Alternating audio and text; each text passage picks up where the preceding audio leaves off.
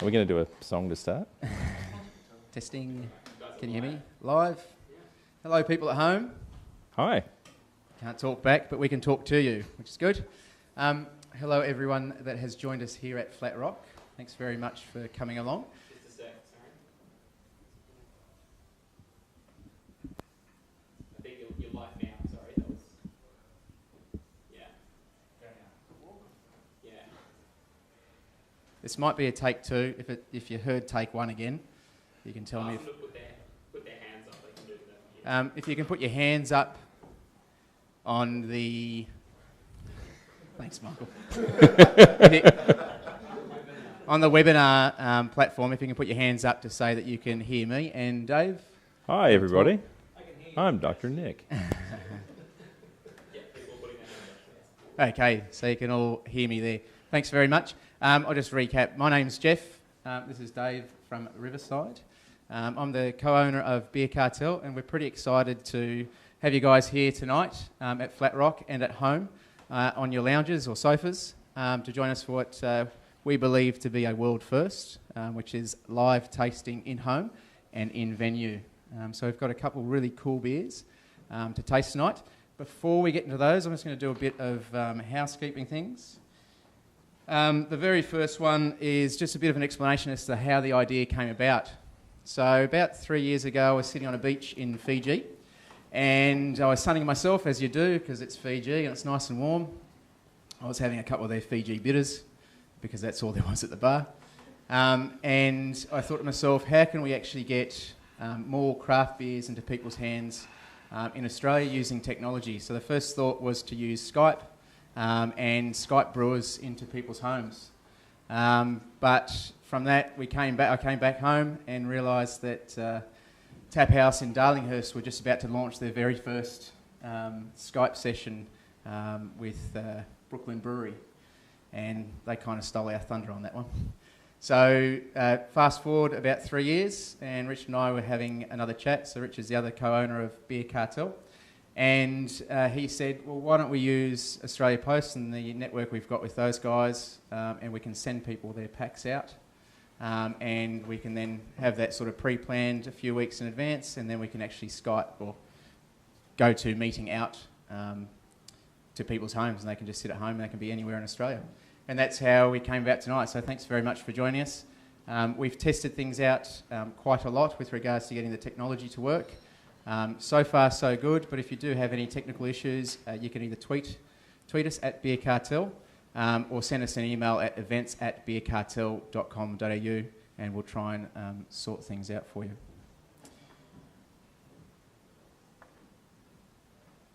If you do have questions during the night for the guys that are here present at Flat Rock, just if you can put your hand up, and then what I'll do is I'll actually take the mic out to you, and that way the people at home can actually hear the question that you've got to ask. And we can go from there. If you're at home and you'd like to ask a question, there is a little whiteboard or Q&A section on the GoToMeeting platform, which you'll be able to use to actually post a question. And please feel free to do that at any time. And then I can get those questions from Tom, who's our tech guy tonight, and I can ask the question and we get the answers from Dave. Excellent.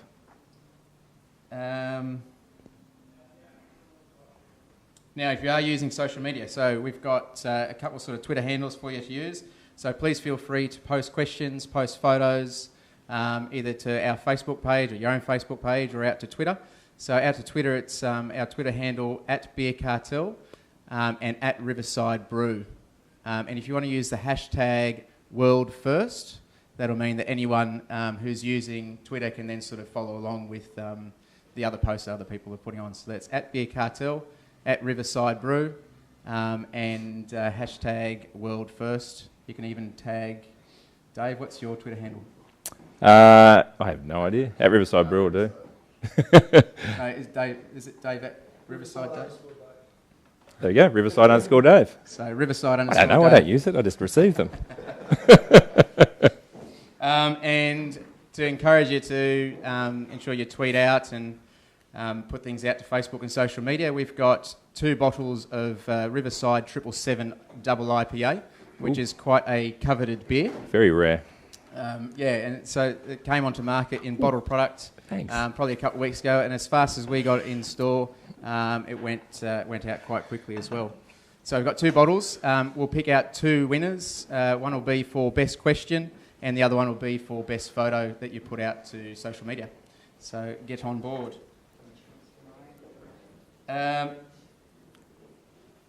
So toilets, for anyone who hasn't been to Flat Rock before, just down the hallway, just on the first flight of stairs. And if you're at home, I hope you know where they are.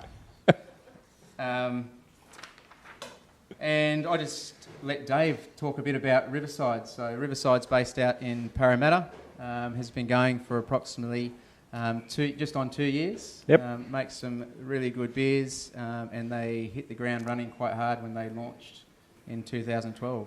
But if you can give us a bit of background as to your beers and the brewery and Yeah, sure. what got you started. Thanks, Jeff. Look, thanks to Beer Cartel and Flat Rock for having me along to the first session of these things. It's pretty exciting. So certainly a first for me and a first for everybody. So thanks again for having me along. Riverside, it has been a bit of a whirlwind couple of years. We just had our second birthday a couple of weeks ago. Happy birthday. Thank you very much. We kind of missed it, to be honest. We were that busy, which is good and bad, I guess. But it's we started the company, as I said, 2 years ago. My business partner Stephen and I. I've been a home brewer for many years. That's been my background from a brewing perspective. My background professionally was a sales and market executive in software, as I think most people seem to have a background in these days. So engineering, engineering or software, or software IT seems to be the main previous trade prior to brewing. That's it. And so very very serious amateur brewer for a number of years. So about 3 years ago it was that we decided to take the plunge. There's usually about a year's worth of work to it's quite a complex web of approvals and all sorts of things and hoops you need to jump through to get a brewery off the ground. So at that time we're very lucky to be talking to a few breweries, one of those being Mountain Goat down in Victoria. And around that time they were just upgrading their brew house to a nice shiny DME system from Canada, and we were lucky enough to pick up all of their old gear and chuck it on the back of a semi and bring it up to Sydney, which gave us a really nice head start. About a year's worth of approvals, mucking around with council and state government liquor licensing and excise licensing at the federal level, and 2 years ago we finally opened the doors, and we're in terms of the types of beers that we brew, I think we're obviously famous for sort of West Coast US style beers. That's sort of the core of what we do, and that comes from a lot of the beers that I love and have brewed, and obviously travel in the States as well. So that's where a lot of our influences come from, and we opened the doors with 6 beers, which was a challenge in its own right. Yeah. A lot of people ask, if you could do it all again, would you release 6 beers from day one? And the answer is definitely no. It's and I mean, as a retailer, you've seen the challenge that it has been for us to keep up with demand with all those different beers. So, that's what we did. Everything from our summer ale through to our IPA and porter available all year round, and then we have on top of that we have our specialties as well. Yeah.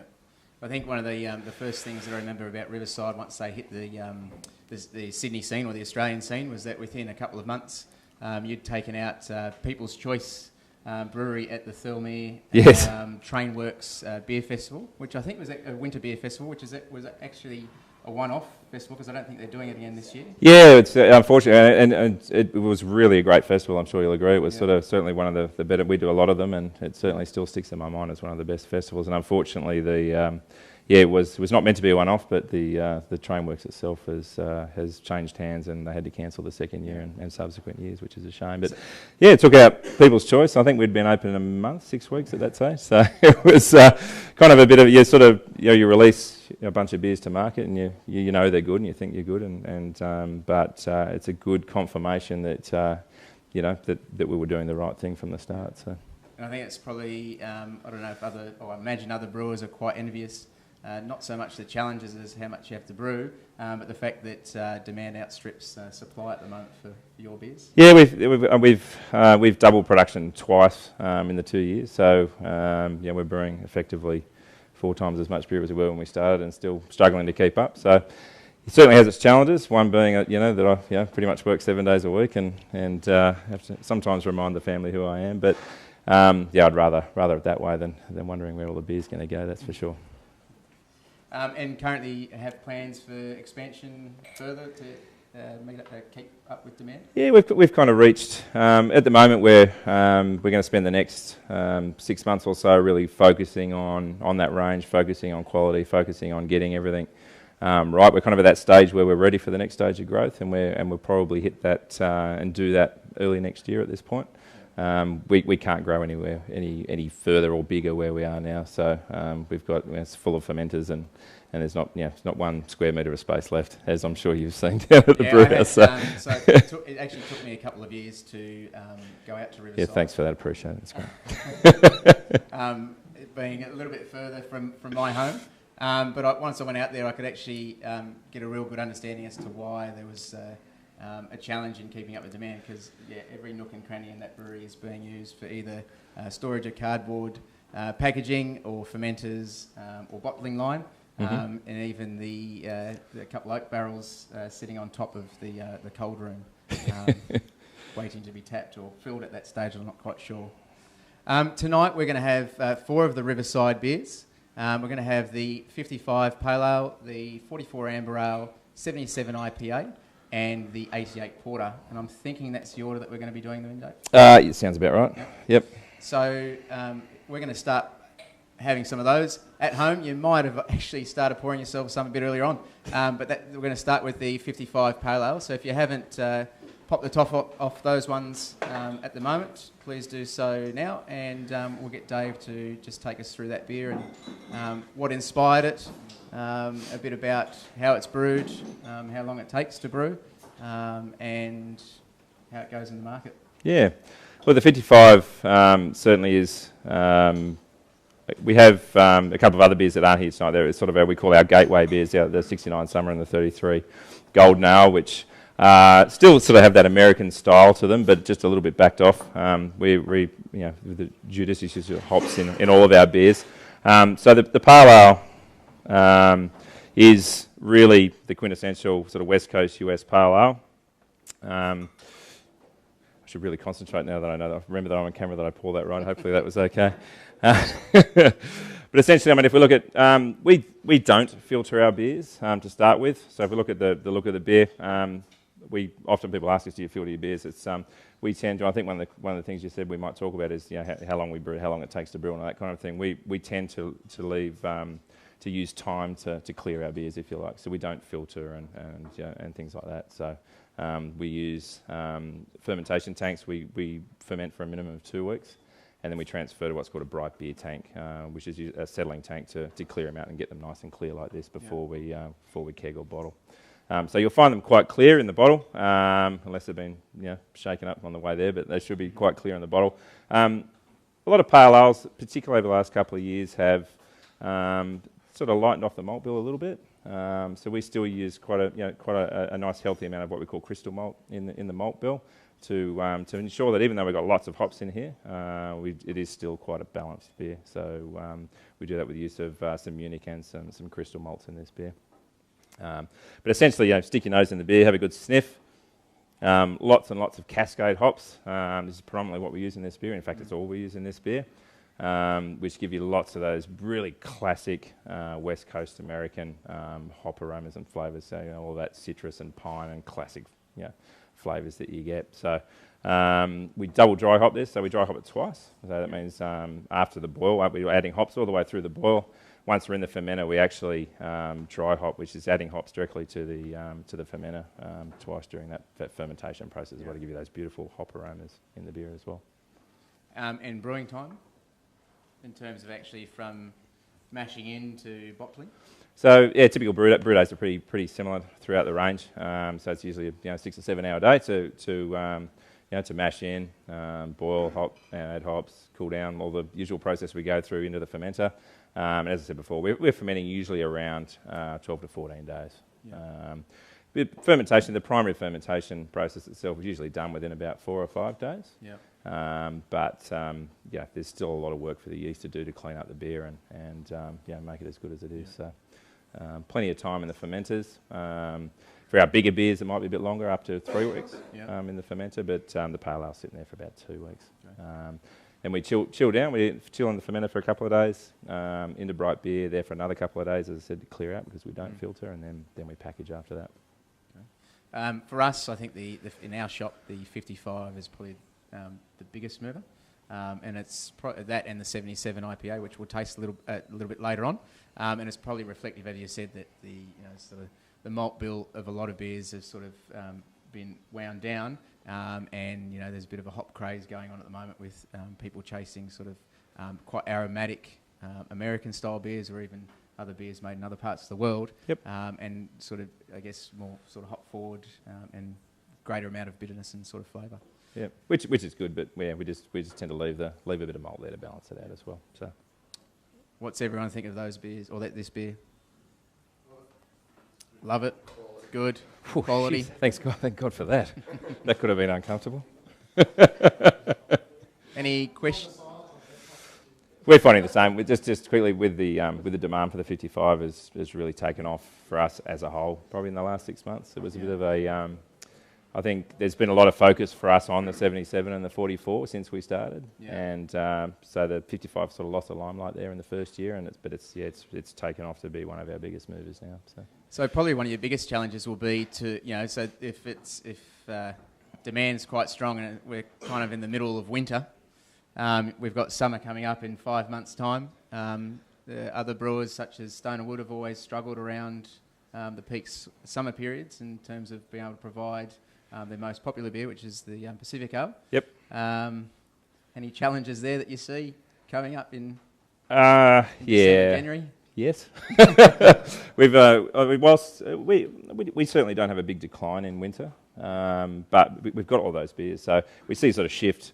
We see the focus shift a little bit. The porter, for instance, definitely probably twice as much volume during these months. We see. I don't know if you see the same sort of thing in the shop, but that's the kind of see a little bit shift towards that. The amber ale, a little bit of a spike as well.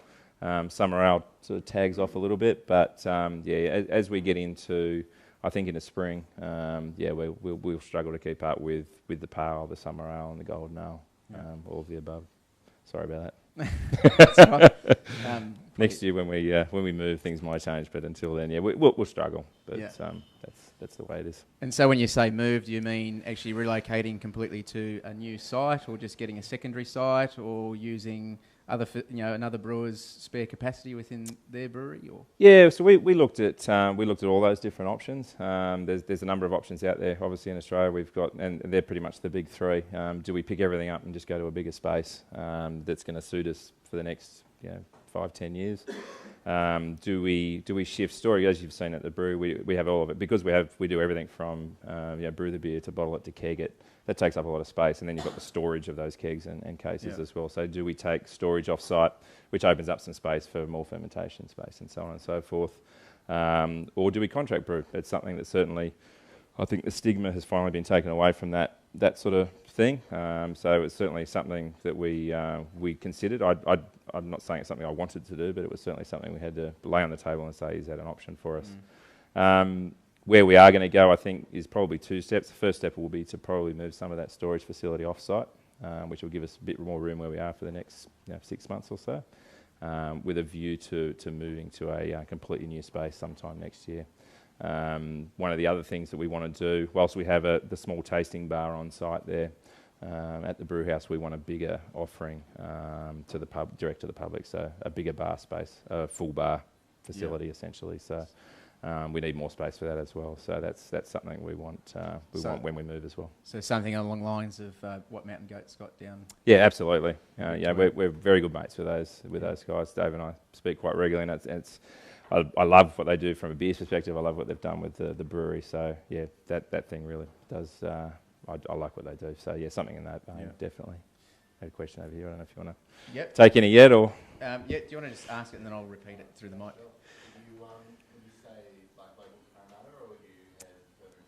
Yeah, no, absolutely. So the question was, the question was whether or not, with any relocation, they look to stay out in the Parramatta, Western Sydney region, or look to relocate closer to the city. Yeah, a great question. Probably something I should have stated up front is that I'm a Parramatta boy. I'm a Western Sydney boy. So it was always the aim of the brewery to be a brewery for Western Sydney.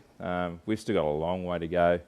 Think of Sydney 10 years ago, Sydney City, and what the challenges that we had in getting beer into bars and beers into bottle shops. We've got those. We still have those challenges in Western Sydney. So 90-95% of my beer goes into the usual suspects in inner west and the city and so on and so forth. If we just look at Sydney, and that's a challenge, but it's something that will always be a Western Sydney brewery. So to answer your question, yes, we'll be staying in the Parramatta Council area. There's no doubt about that. Yeah, no doubt about that. There's trying to find somewhere has been a challenge. That's the only reason why I pause. There's possibly a couple of advantages with that as well. So if Parramatta Council, you've already gone through all the DA approvals and licensing and so forth, you've already got some councillors on side, or you've already gone through the process with that council, as opposed to going through a new council who may not have any brewers within their district. Yep. I guess that probably ticks quite a big box in terms of not having to go through too many more hassles when applying for a new license. I'm sure there will be some, but you're right. I mean, a lot of the challenges that we had in the initial brewery was with council. Not that, I mean, they were great the whole way through. I think it's just there hasn't been a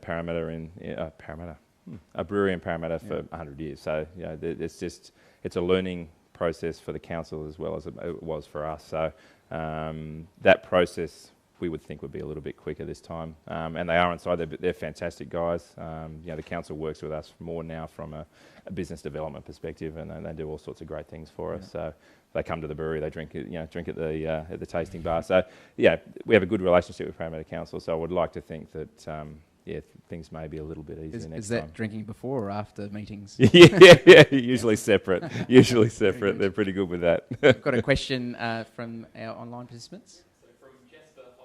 From Jesper Hoverill. We are four boys down in Melbourne that like this 55. Can we get hold of it down here? We are. So the question was, we're four boys down in Melbourne who really enjoy the 55 Pale, but kind of struggling to get venues down there or retailers that are stocking it. How do they go about getting your beers in Melbourne? Yeah, and this comes back to demand and capacity. We brew.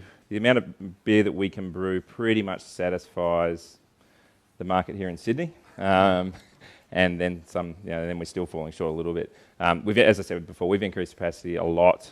We're now finding ourselves with a little bit of extra keg capacity. Yeah. So we will see kegs of all our beers probably make it to Melbourne and definitely Brisbane as well, a little more than they were. Only a little more. We're talking a couple of pallets a month. So.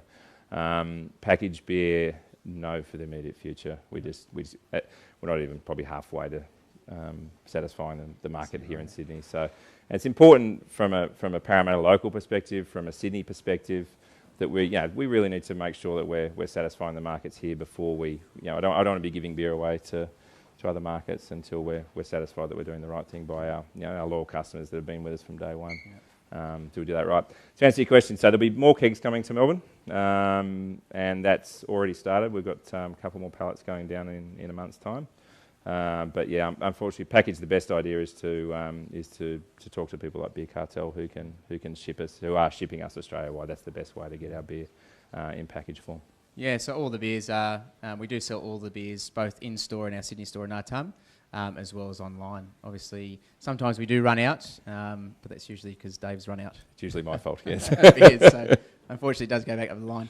And any venues in particular that they should be hunting them down in taps down in Victoria or Brisbane? It's not on the website at this point. So places like the Rainbow support us well, Terminus, places like that.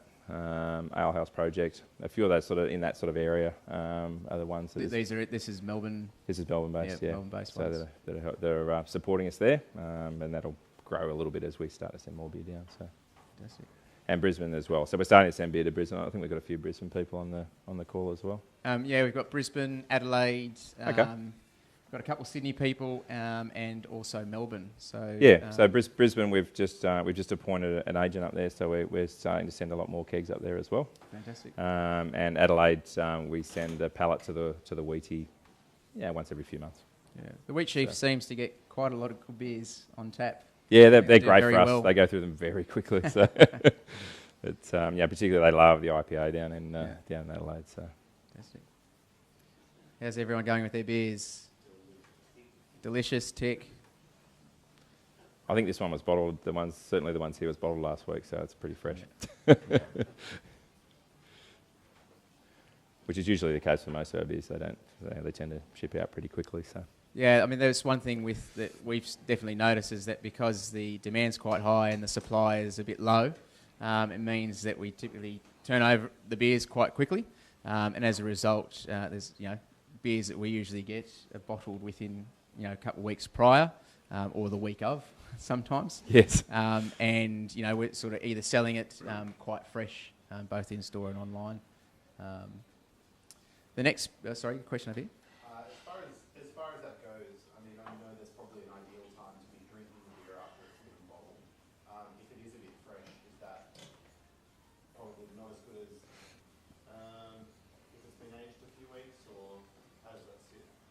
So the question was with regards to how soon after bottling should the actual beer be drunk? Is it best to drink it super fresh, or is it, how much impact does it have if it's a few weeks old? Yeah. Over to you, Dave. Yeah, it kind of depends on the style. For our hop forward styles like this, fresh is good. It's funny. I usually think, particularly with the IPA and the double IPA, I tend to like a week or two just for it to come into its own a little bit, just to come together. I find with the double IPA, for instance, when we first bottle it, it's kind of, you can taste all the hops, you can taste the malt, you can taste slightly a little bit of alcohol warmth as well. Sometimes it needs a week or two just to come together as a whole beer the way that we want it. So 55, yeah, I like drinking it straight off the line. It's great. So fresher the better. So usually with the hop forward styles, because hops are very volatile, and particularly in bottles. I mean, bottles are obviously a necessary evil. It's the only way we can get our beer out, particularly outside of Sydney, and it's the hops will tail off, over a period of months. So we often say fresh is best with the hop forward styles. We're starting to talk about porters and stouts and things like that. They'll often benefit from a little bit of time before we release them. So, but again, for us, it might be a couple of weeks with the porter, but that's about it. But the non-hop forward styles tend to benefit a bit of time and will last a lot longer as well. So will we start seeing enjoy by dates on your beers? What a good question. One I get a lot. It's on the carton. If everyone buys by the carton, we'll be all right. But it's it is something we've got in the works. It's on that list of about 3,000 things that we need to do. But we are currently looking into a date stamper on our labels. Yes. Oh, right. A best before date stamper or an enjoy by like? It'll be an enjoy by, and I think probably a 6-month time frame. Fantastic. We've got a question from online. So this one's from Nicholas Newman. This is from Nicholas Newman. What craft breweries and beers are you a fan of? Ooh. The question is, what craft brewers and beers are you a big fan of? It's a good question. You've got to be really careful with the answer too. I mentioned Mount Goat. Massive fans of Mount Goat, always have been, both from a business model perspective all the way through to the beers that they're brewing, particularly obviously their one-offs are just fantastic. I think they've been getting better and better. Even the stuff they're putting in cans now is just fantastic. So big fan of Mountain Goat. Locally, if I look at the local beers, one of my favourite both brewers and breweries is Mike from Eckham. I think he's just doing some awesome stuff, brewing some awesome beers, and probably one of the nicest guys you'll ever meet. So it's a really, the brewing community really is quite small. There's not a lot of us, particularly in Sydney. So we're all pretty close and we're all pretty good mates, and they're all really nice guys. Everyone helps each other out. Well, there's an element of competition in brewing. There also is probably more so an element of camaraderie as well, and we all pitch in, and when everybody needs some help, we pitch in. If somebody's short a bag of malt, you can get it from any of the other brewers. They'll always be helping each other out. And Mike's a perfect example of one of those guys. We're on the phone to each other every other day, but geez, he's brewing some great beers as well. They're really getting, they were great, they're getting even better over the last 6 months or so. Probably one of my favourites at the moment. And what would have been, say, an epiphany beer? So everyone's got an epiphany beer, and by that I mean the beer that kind of converted you to craft beer. Yeah, it would be Little Creatures Pale Ale for me here in Australia. There's definitely, I can still remember where I had it. I actually had it in a pretty dodgy bar down in Darling Harbour, but I won't name which one it is. Quite a few years ago, around not long after it first came out. So definitely Little Creatures Pale. It wasn't long after that when I started travelling to the States and really fell in love with craft beer and hop forward styles and West Coast style beers. So Sierra Nevada obviously pretty close behind that as an Epiphany beer. I'm a massive sour fan. Another one of my sour Epiphany, which is one of the most fantastic beers I've had for a long time, was a New Belgium Lifts of Faith series sour brown ale of all places, Kansas City in the middle of the States. It's just in the middle of nowhere, if anyone knows where that is. At a place called the Flying Saucer Beer Emporium. Right. I remember the barmaid too, who served it to me. Yes, she was quite attractive as well. But I remember those beer moments. The first Little Creatures Pale I had, the Sierra Nevada Pale, that sour brown ale, all those beers. You kind of remember every single moment. Yeah. Yeah, you're going to the place, drinking the beer, who was there, and so yeah, got a few of them. Fantastic. And we've got a question from online. Yeah, so this is from Paul Clark. Question from Paul Clark. Did the hop malt balance in the 55 take some tweaking over time, or did you have it pretty much down from the pilot batches? So the question was with regards to the hop and malt profile of the 55, whether it needed to be tweaked over a period of time, or whether or not you got it first go. Yeah. Look, to be honest, whilst it's imperative that a beer like this is balanced. I won't say that we nailed it first go. I think definitely being a home brewer, moving from that to we started with a pilot brewery when we first started the brewery. We had just a little background on our system. Our system's a 20 hectare or 2,000 litre brew house, and we've got 2,500, 5,000 litre fermenters, just to give an idea of the size, which is pretty big.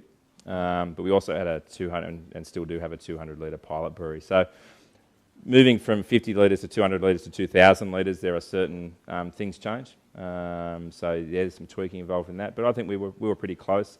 I brewed a pretty similar beer as a home brewer for many years, so it really was a matter of tweaking rather than changing recipes a lot. Probably the hopping is the thing that we find, both from a bitterness perspective and a taste and aroma perspective. So bittering, hops early in the boil, taste and aroma, hops later in the boil, and dry hopping are the things that we probably changed most, particularly in that first year, to get it right. Even in the bottle, towards keg can change a little bit as well. So they're probably the things that there's a little bit of tweaking, but there's also a little bit of tweaking from for those who may or may not know, grain changes. Every batch has different characteristics. And hops are like grapes. They get picked once a year and have certain characteristics, and when you first get them they have different characteristics from the year before, but then they also change over that 12 months until the next batch comes out. So always got to be keeping an eye on that, looking at the amount of alpha acid in the hops, the utilisation of the malt. So things are changing pretty regularly. These are all living things that we're dealing with, so there's a lot to deal with. And then on the yeast side, pretty consistent. We use a pretty standard American style yeast, so it tends to behave itself most of the time. So we're usually tweaking those hops and malt, every few months or so.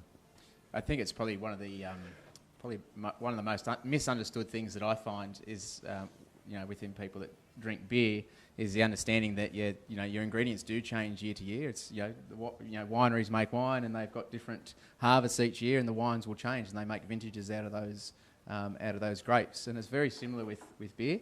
And I think another dynamic with that is that at the moment worldwide there's a bit of a hop shortage.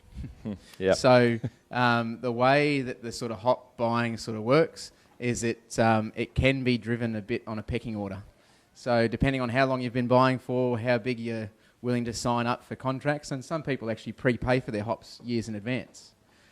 So if you're a small microbrewery in Australia and you're just kicking off and you're doing, how many litres are you doing a year? That's a good question at the moment.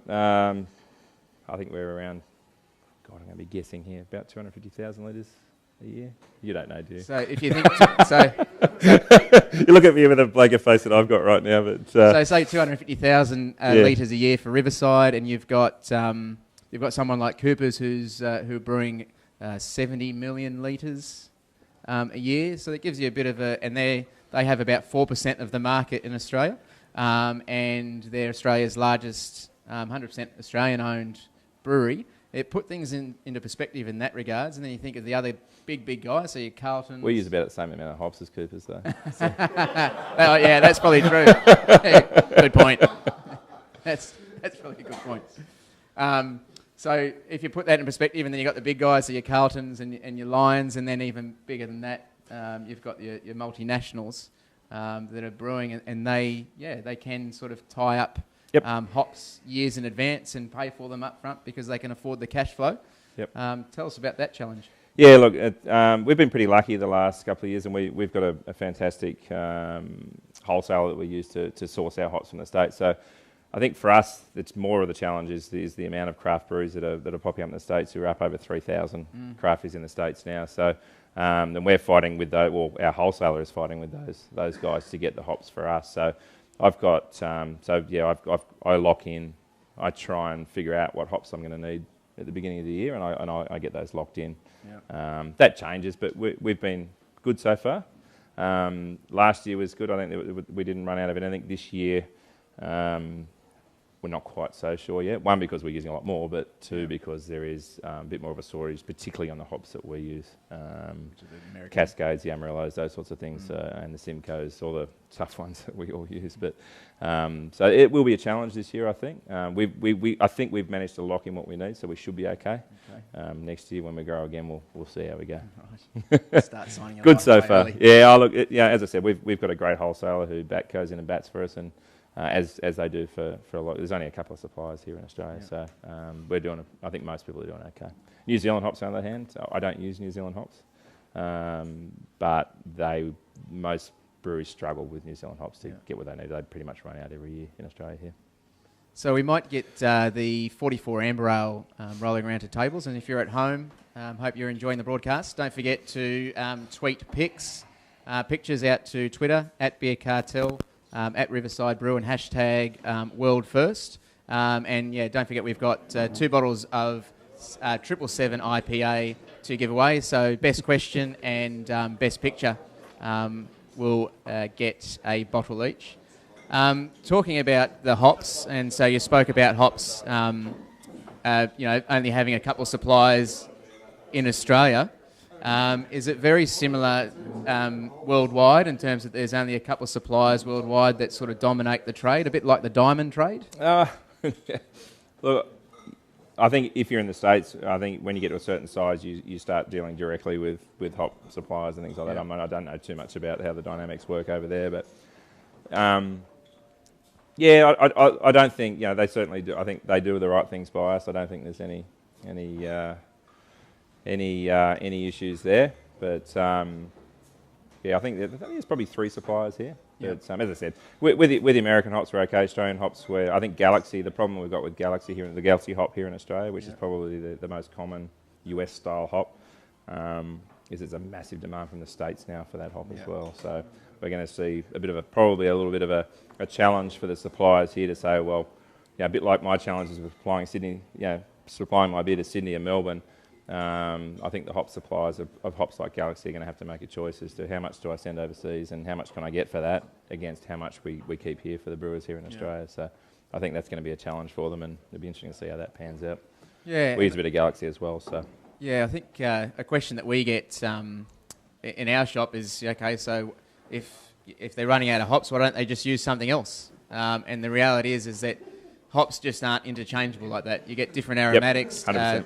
Different sort of alpha acids, and some hops are better used for aromatics, others are better used for flavouring and bitterness. So if there's a shortage of Galaxy, you can't just put Cascade in, or you can't put Fuggles hops out of the that's exactly right. out of the UK, because they're not a style that's used for, say, bittering or big aromatic style beers. Yeah, look, one of the challenges we have, I think all craft brewers have, is to keep a consistent product from week to week. I mean, I think as much as we tend to make fun of the big guys like the Tui's and those kind of guys, they do a fantastic job of making sure that every time you crack open a Tui's New, which I'm sure all of you never do, that you're getting exactly the same product every time.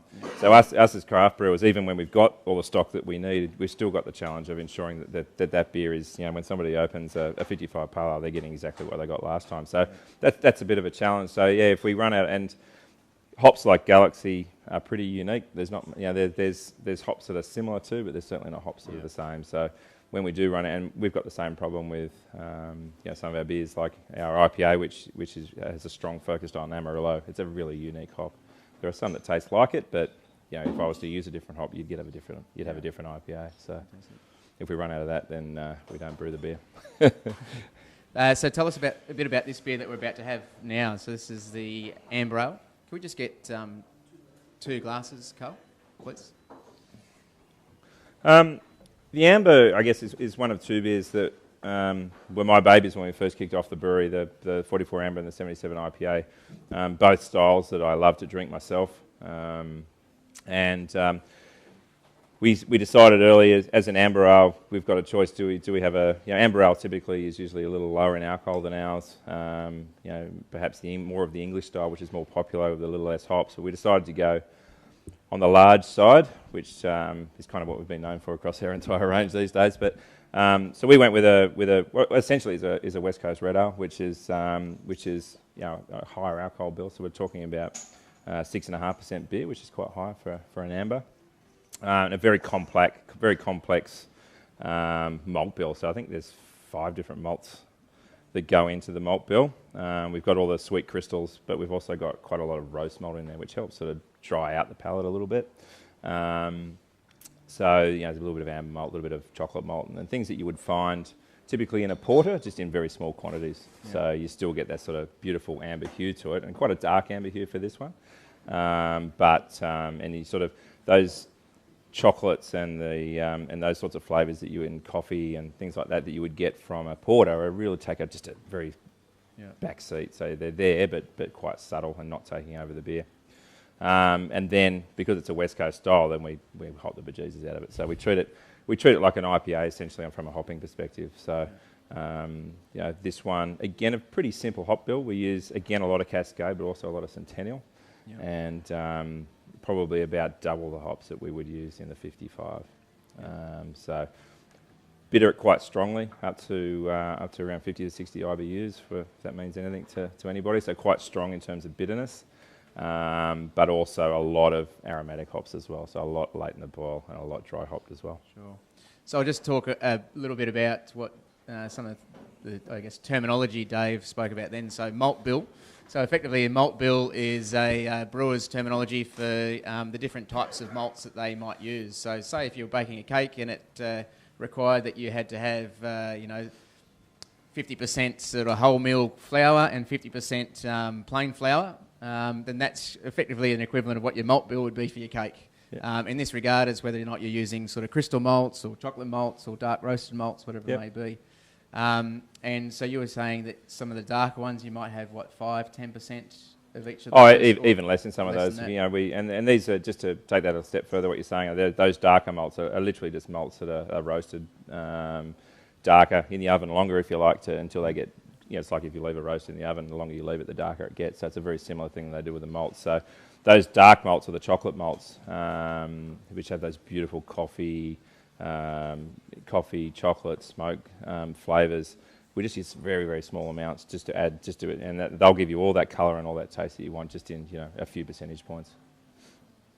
And the other terminology that Dave was talking about is IBUs. So IBUs, in case you don't know what it stands for, is International Bitterness Units. So there's a scale that brewers use, or people drinking beer use to sort of gauge how bitter a beer may be. And it starts at 0, and as far as I'm aware, it's almost infinite.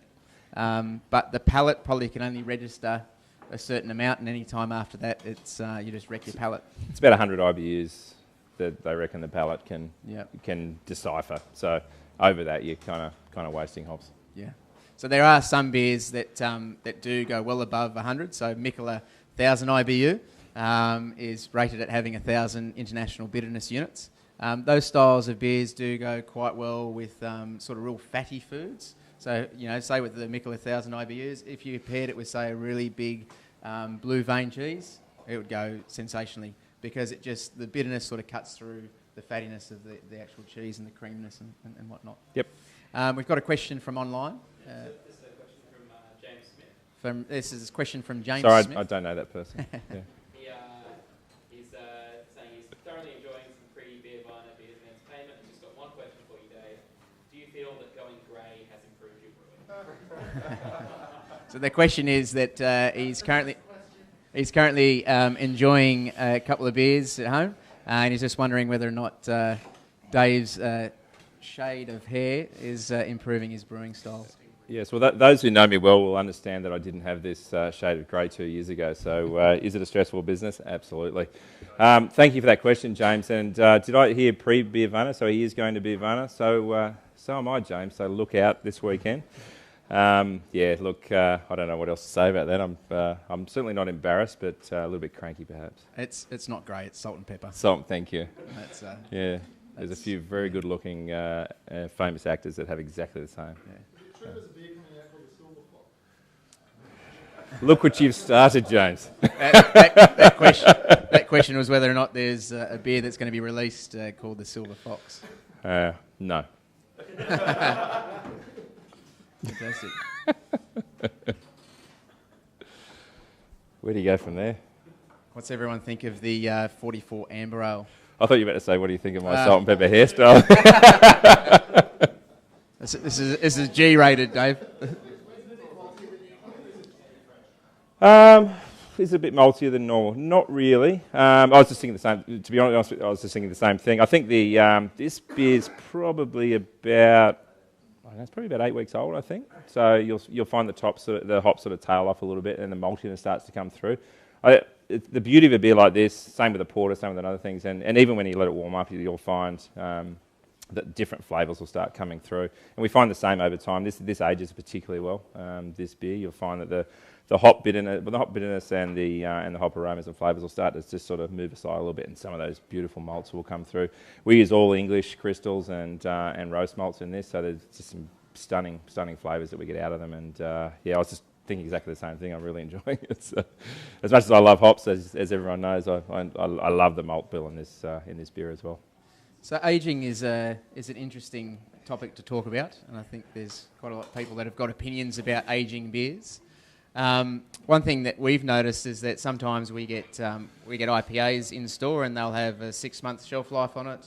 Other times we'll get, say, a double IPA from a Danish brewer or a Norwegian brewer, and it'll have 2 years. Or one that I saw today has got a shelf life till 2019.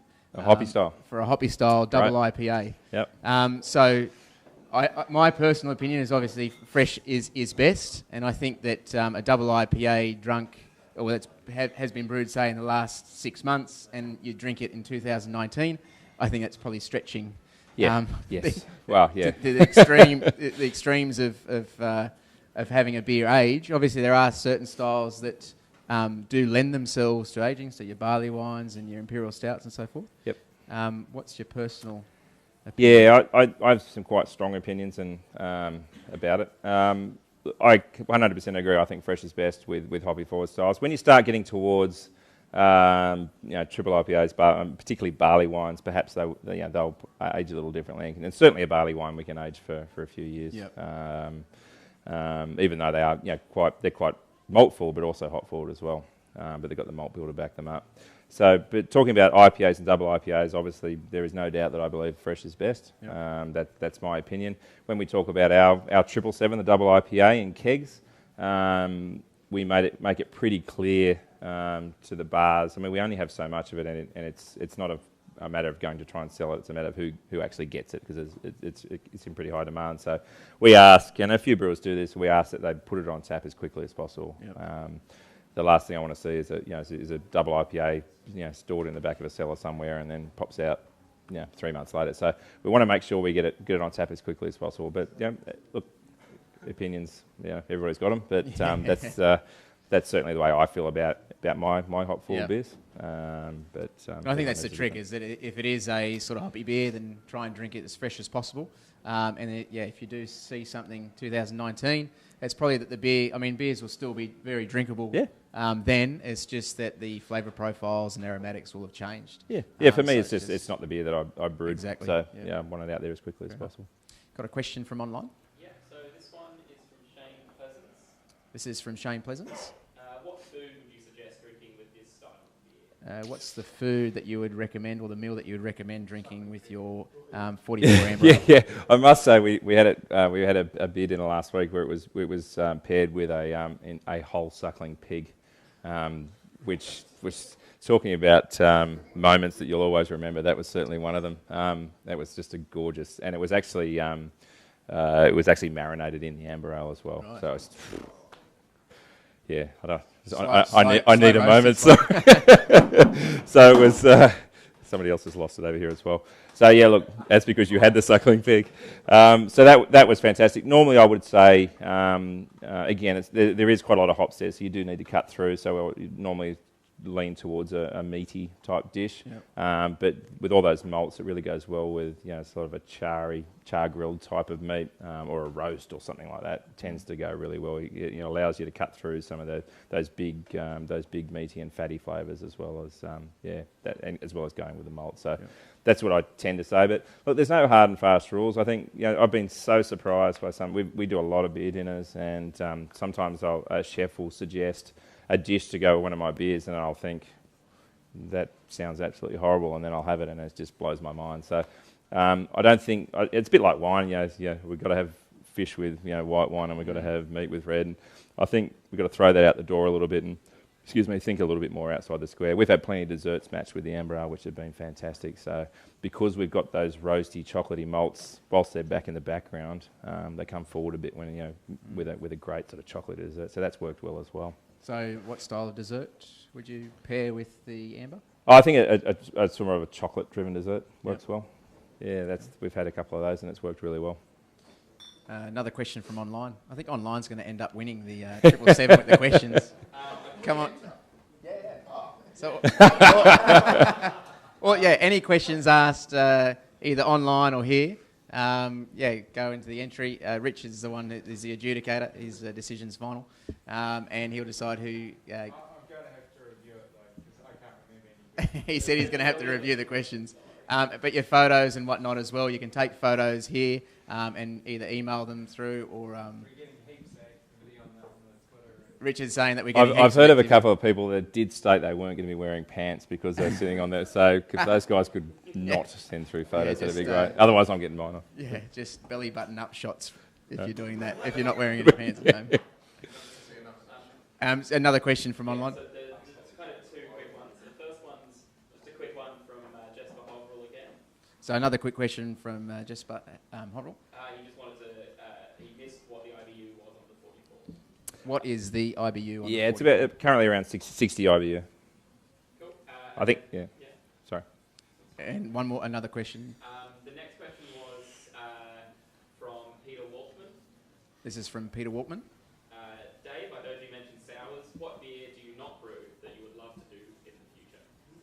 The question is, Dave, I heard you mention Kind sour. of answered its own question, right? But, what beer do you not brew that you wish you could do, or you will be doing in the future, or wish you could do? yeah, look, there's heaps, and there's a few suggestions around. I can hear them already.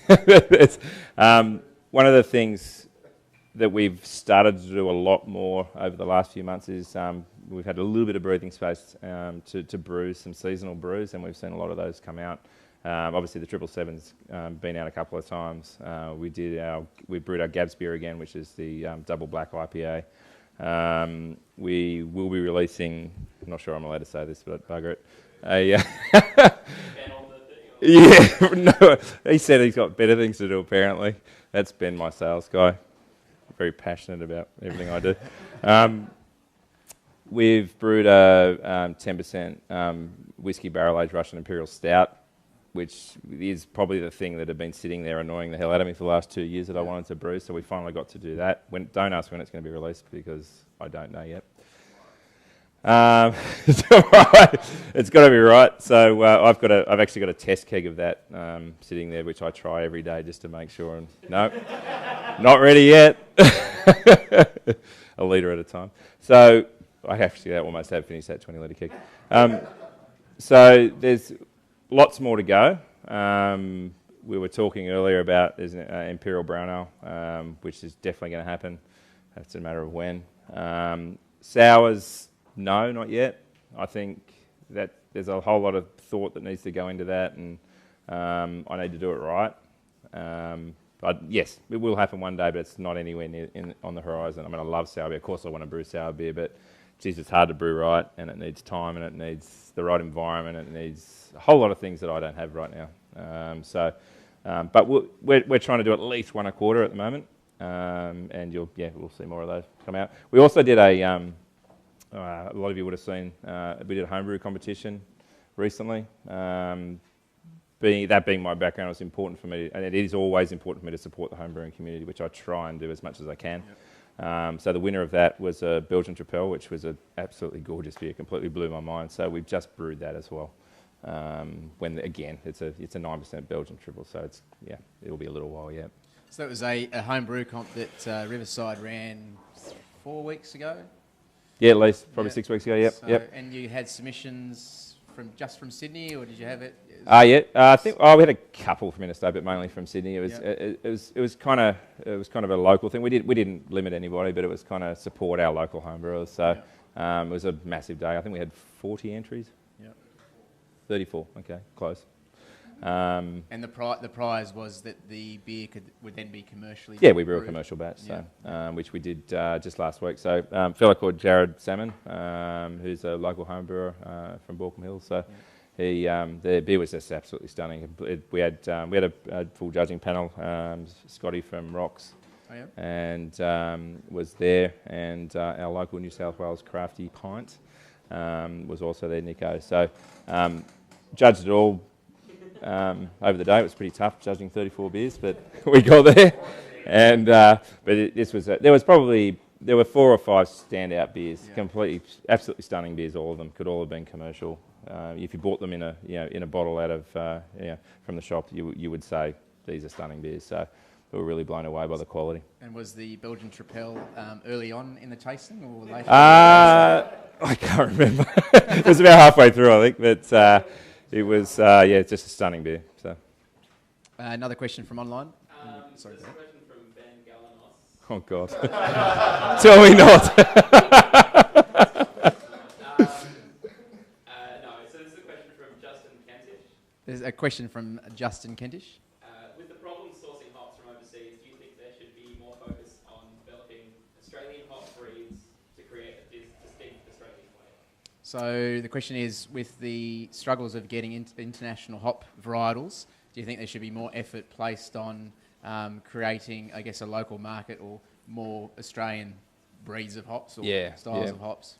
Look, I think that's already happening. I think Galaxy is a beautiful hop, and that's a perfect example of a great hop that's come out of the breeding programs over the last 10, 15 years. There are a lot more coming out now. I think people like Bennett Bridge Road is doing a good job of showcasing some of those new hops coming through, like Stella and some of the others that are coming out. So I think Ella. It's not Stella. Ella. They had to rename it because Stella. I'm sure it's Stella. I obviously don't use it, but No, so just right, on that, Stella had to be renamed to be Ella because of Stella Artois. Okay. And the conflict of interest with the naming of a hop. There you go. And a beer that is internationally known.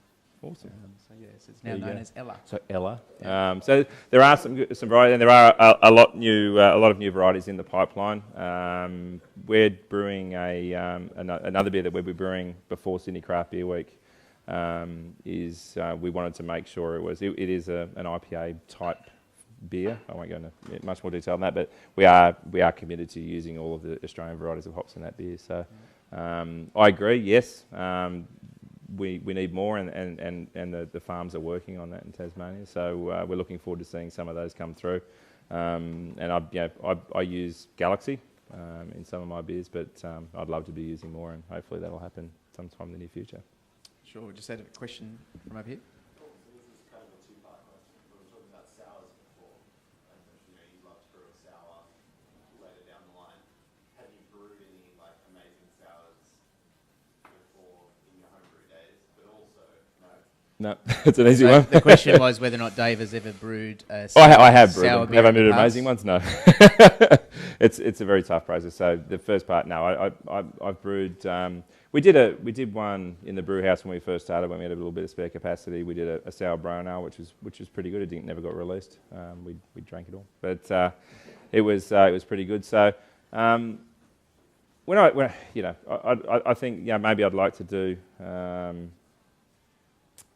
some more simple sours down the track. I mean, the sours that I like to drink aren't probably the sours I would brew, like a good goose or a good a sour brown ale, like I mentioned before. With true Brett characteristics and things like that. These are things that I certainly don't have a lot of experience in, and would take a bit of time to learn to do properly. And maybe it's something I do with another brewer or another brewery, or I don't know. But I don't have a lot of experience in the sour area. So.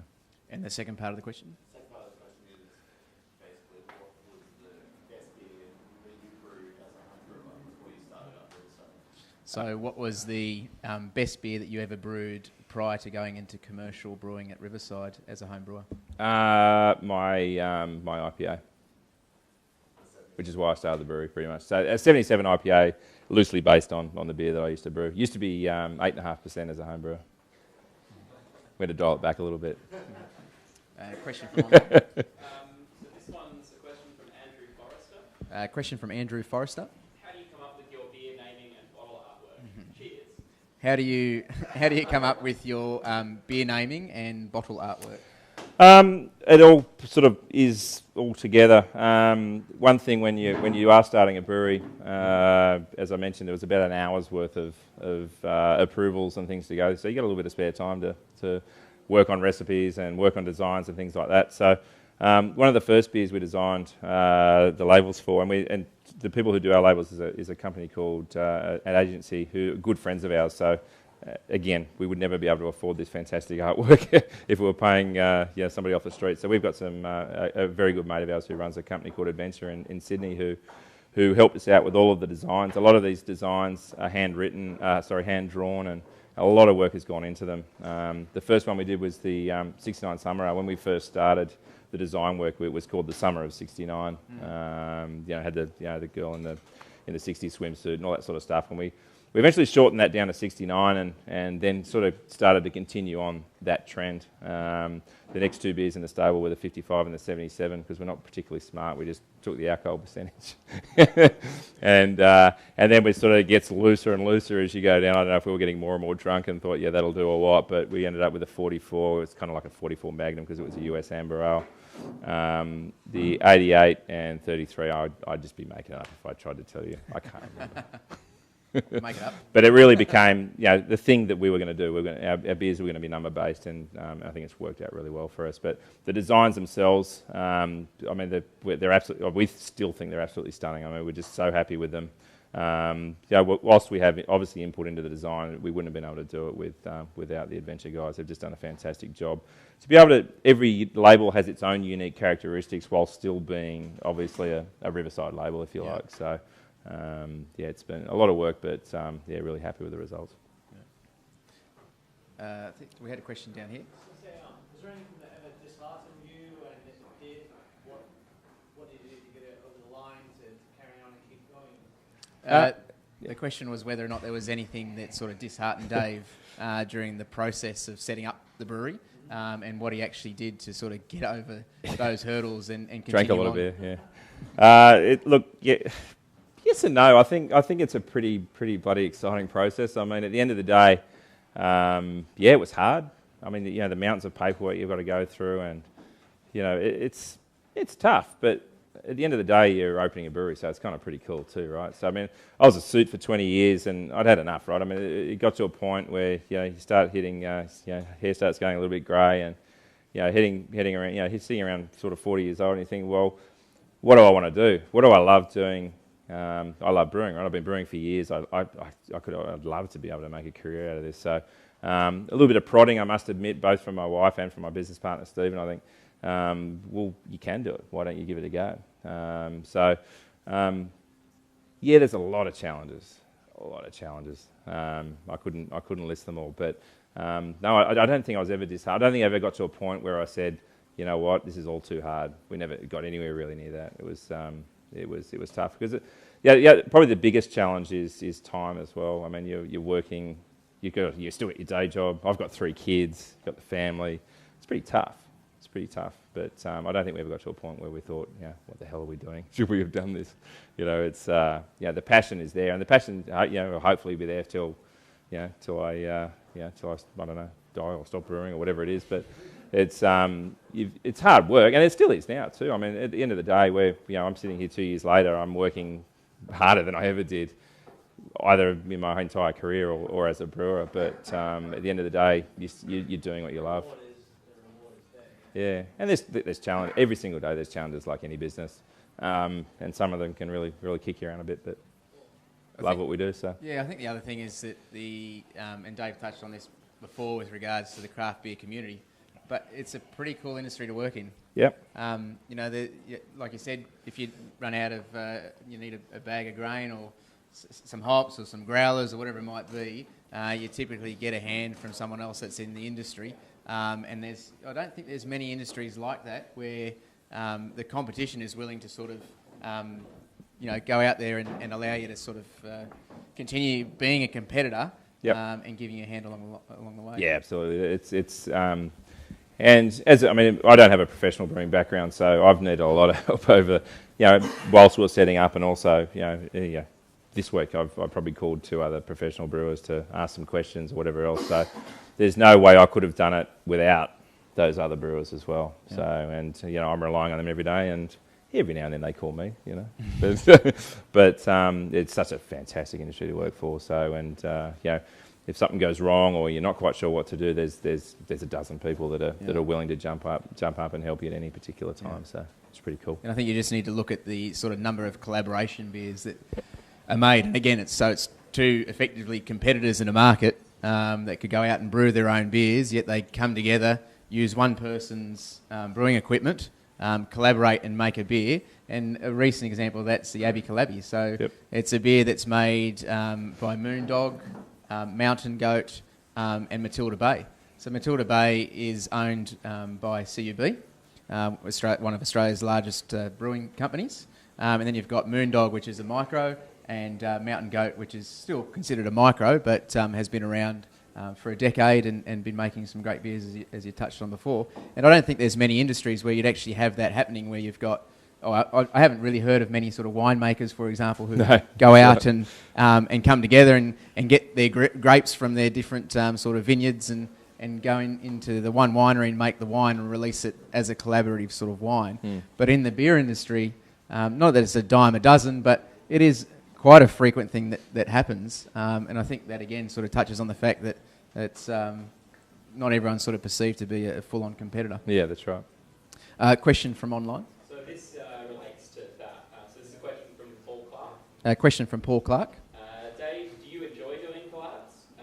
And are there any Australian brewers you'd like to collaborate with? And in brackets he says, ahem, kaiju. So the question just going on from Collaborative Brews, asking Dave if he likes doing collaborative brews, if there is a brewer that he would like to do a collab with, and a hint towards maybe Kaju.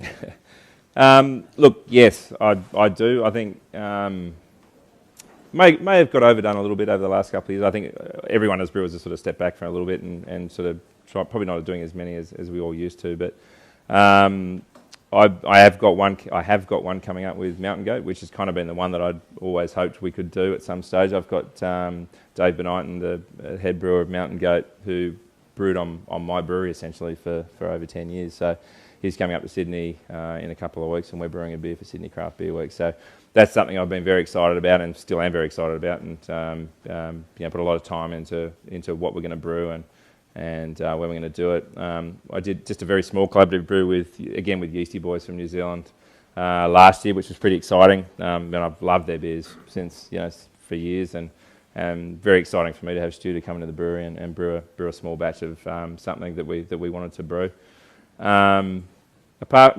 Moving on from that, not quite sure. Haven't really thought about it too much. So I think at the moment we're just kind of sticking to our knitting and making sure we're getting everything right. Thinking about our seasonals, and probably won't do more than one collaboration a year. I think is kind of where we want to put it. I just don't want it to become a thing that we're doing all the time, and so I want it to be a very special occasion. Really think about who we're brewing with and make it special, essentially. So. And so the Mountain Goat collab is going to be the Imperial Brown? No. We thought about it, but no. Another question from online. So again, a bit related. So this is from Nicholas Newman. There's a question from Nicholas Newman. As you're a fan of American beers, are there any plans for a collaboration with an American brewery? Who would you like to collaborate with? Phew. Given that your beers are sort of American focused or got some American inspiration, you quite like Americano beers. Yeah. Is there any sort of thought of having a collab beer with an international brewer from the States? I'd be incredibly honoured for some of those breweries to want to collaborate with me. I think is the bottom line. Haven't thought about it. Thinking about it off the top of my head. I mean, absolutely. I mean, there's some absolute crackers over there that I would like to. Gab, what was the one you? Rogue. Okay, so Rogue. If they'd like to, maybe come down and brew with Riverside. I'm not quite sure, but You could always go to Rogue Valley. Yeah, that's a good point. So probably not so far-fetched after all. But I think, look, Sierra Nevada is kind of they're gods to me. I think over the years, I love drinking Sierra Nevada Pale Ale quite regularly. So and all of their beers all the way through to the Imperial Stout are all just phenomenal. So thinking way out there, if anyone, that would be one that I definitely would think about. And there's a whole everything from Stone to Green Flash to a whole bunch of brewers that I'd love to brew with, but probably a little way off just yet. Well, we might move on to the third beer of the night, which is the 77 IPA.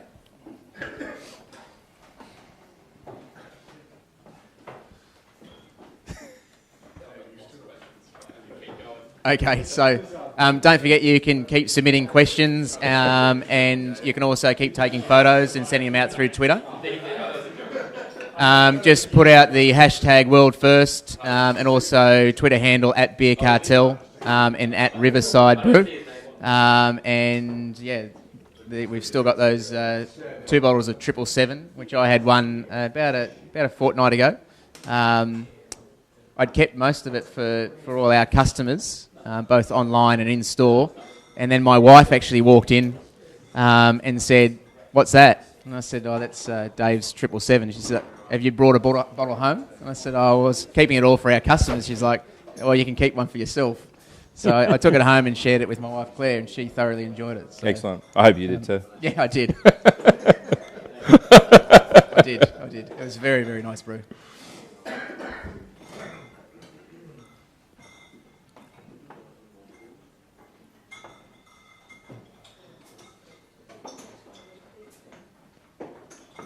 Don't worry too much, Vince.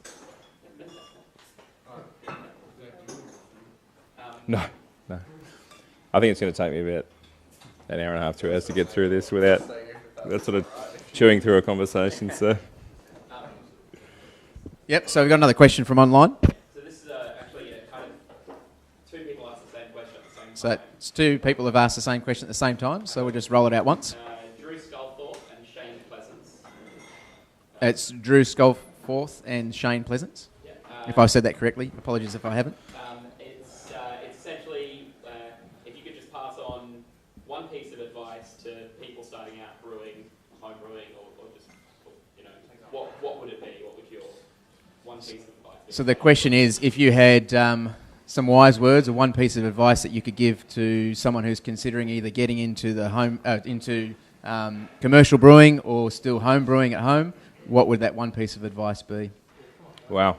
Probably a bit too early days for me to giving advice, and I'm still taking advice every other day. So, look, and probably best to take from a perspective is maybe something I would have done differently as a commercial brewer. Not too much. I think, the one thing I do say to people quite regularly, and there's plenty of people wanting to get into it, and that's great. We're a very young industry. We're a very small percentage of the beer population, so plenty of room to grow. So there's plenty of people wanting to get in, and I hope that they do. The one thing I do probably tell people that I probably didn't realise from the beginning was the amount of hard work involved in brewing beer. I think whether it be physically, mentally, time away from the family, things like that. And that's why you really need to have that passion there for. And I think this is the same with anything. I think it's not just brewing. It's maybe owning a bottle shop. It might be any small business, right? I mean, I think a lot of people will tell you that the amount of time that I had to put into that business was a lot more than I originally thought. But as I said before, because I love it and I enjoy it so much, it's not a problem as such. But yeah, just be prepared for a hell of a lot of work. But yeah, I love it every day. I get up. I used to struggle to get out of bed in the morning. Now I get up at 5:20 every morning, and I wouldn't say I bound out of bed at that time of day in the middle of winter, but I certainly wouldn't have got out of that time of bed for what I did for 20 years before becoming a brewer. That's for sure. So ensure you've got that passion there. But as I said, I think that's the same with any change in career or any small business or anything. You've really got to love what you do, and if you don't love what you do, then do something different. Yeah. And possibly a slight reduction in pay packet as well. I'm not even going to talk about that. So, but again, it gets to a point where you sort of say, well, I can. I say to people, I earn about a third of what I used to earn, and I work about 3 times as hard. So, it's not too. I think it's a pretty common thing across the industry or around the world. So, but you've got to say to yourself at the end of the day, do I want to do what I love? And yeah, the answer is yes. Yep. Fantastic. Question from down here. Yeah, what would be the biggest challenge you faced with scaling up from the home brewer to the commercial brewer? Yeah. So the question was, what was the biggest challenge you faced when you scaled up from home brewing to actually commercial brewing? Glass. It's certainly things don't just sort of say 50 litres to 2,000 litres. You don't just sort of multiply it all out and hope for the best. There's certainly not like that. So there is a bit of, particularly in the early days, a fair bit of suck it and see. Malt's pretty linear. You can say, we need this much malt for this amount of beer, and then we can sort of scale it up. But at the end of the day, if you're a serious home brewer brewing all grain beer, the home breweries that we were brewing on as amateur brewers at home were not particularly different to the breweries that the brewery that I'm working on now. Now, granted, my brewery is about 30 or 40 years old, so we literally mix it with a big paddle, and this is a 2,000 litre brew house mixed with a paddle. That's why this guy's got such big muscles. So it's it's not too dissimilar. The process is actually pretty similar, but it's really that recipe development that you've got to work on. And for us, being a hop forward style, it really was the hops that were the challenge for us, both from a bitterness perspective and from a taste and aroma perspective. So you tend to back them off a bit, if anything. But how much you back them off is really a bit of suck it and see, as I said. Probably the difference. I think the difference moving from, because I mentioned before we had a pilot brewery. The difference from a home brew scale to that 200 litre brew house was a much bigger jump than it was from 200 to 2,000. So for whatever reason, which is good. So by the time we were brewing 2,000 litre batches, we were pretty close to the money, so we didn't have to make too many changes. So now that's from a brewing perspective. From a business perspective, then it's all new. It's all everything from excise tax and all that sort of stuff is a whole another kettle of fish, and obviously nothing you have to worry about as a home brewer. So the business side is all new. So the next beer, if you haven't opened it at home, please do so now. So it's a 77 IPA. So this is, along with the Pale Ale, for us, at least in our bottle shop, it's the biggest selling beer of the Riverside range. And it's obviously the biggest beer out of the Riverside range, except for the standard range, of the core range. The 777 does hit above that in the 9% from memory. 9.2. So tell us about 77 IPA. Yeah, the 77, quite a challenging beer. Was that a good... It's funny, after 2 years, and we've got beer going out everywhere. I still sit here when people drink my beer. I'll be sitting in a pub. I'll be sitting in the cellar door at work. And I always still go around. Look at people when they're drinking, make sure they're okay with it. So anyway, just a by the by. The 77 is one of the reasons why. It was the beer I started a brewery with. I mean, it's something I worked on a long, long time as a home brewer. I've always loved. I mean, being a West Coast US beer lover, you love IPAs. I mean, it's kind of a given, I guess. But there's, when I first started brewing IPAs, I always leaned towards the higher alcohol, but still dry and easy to drink IPAs. I think one of the big challenges with a big IPA is to keep it dry and to get not end up with a sickly sweet mess. And that's a challenge. The biggest challenge for us is to keep our beers drinkable, and I think hopefully you agree that that's what we've managed to do. You know, with a 6.5% big American amber, a 7.7% IPA, even our 9.2% double IPA, we try and keep it drinkable, right? and that's something that I've always loved to do, both as an amateur brewer and as a professional brewer. So, for instance, the 7.7% IPA, I can't enter that beer into the Australian Beer Awards as an IPA because it's too big in alcohol. So I've got to enter it as a double IPA. Right. We still got bronze, so that was all right. Yeah. That's a double. So, look, it's the IPA is all about the hops. There's no doubt about that. But we still keep enough malt to keep it somewhat balanced. I mean, it is about the hops. Let's face it. That's what we want. But we still add enough, predominantly crystal malt, in the beer to make sure it's not all hops. There is some, other keep it a little bit interesting. And you'll find again as the beer ages a little bit, you'll find that malt sort of comes forward a little bit more, and you end up with probably a much more balanced beer. But the amount of hops to go in this gets a little bit scary all the way through the boil. So probably a little bit more than the amber ale, and a hell of a lot more than the pale ale in terms of the hops that go into it. But the hop bill is a lot more complex than it is with the pale ale or the amber ale. We use 4 different hops in the variety, and this is a focus for us on 2 of my favourite hops of all time, which are Amarillo and Simcoe. We've got a lot of that in there, as well as Centennial and Warrior. So all great hops that I've loved for many years. Question from online.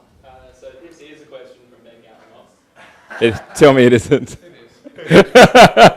On Twitter or something, is it? He's infiltrated the system. So I told you, no Galanos. So this is a question from Ben Galanos, who is the Sydney sales rep, or the only sales rep for Riverside. Depending on the question, he may have was the sales guy for Riverside. And just to be clear, so Ben's had enough 777. He's not.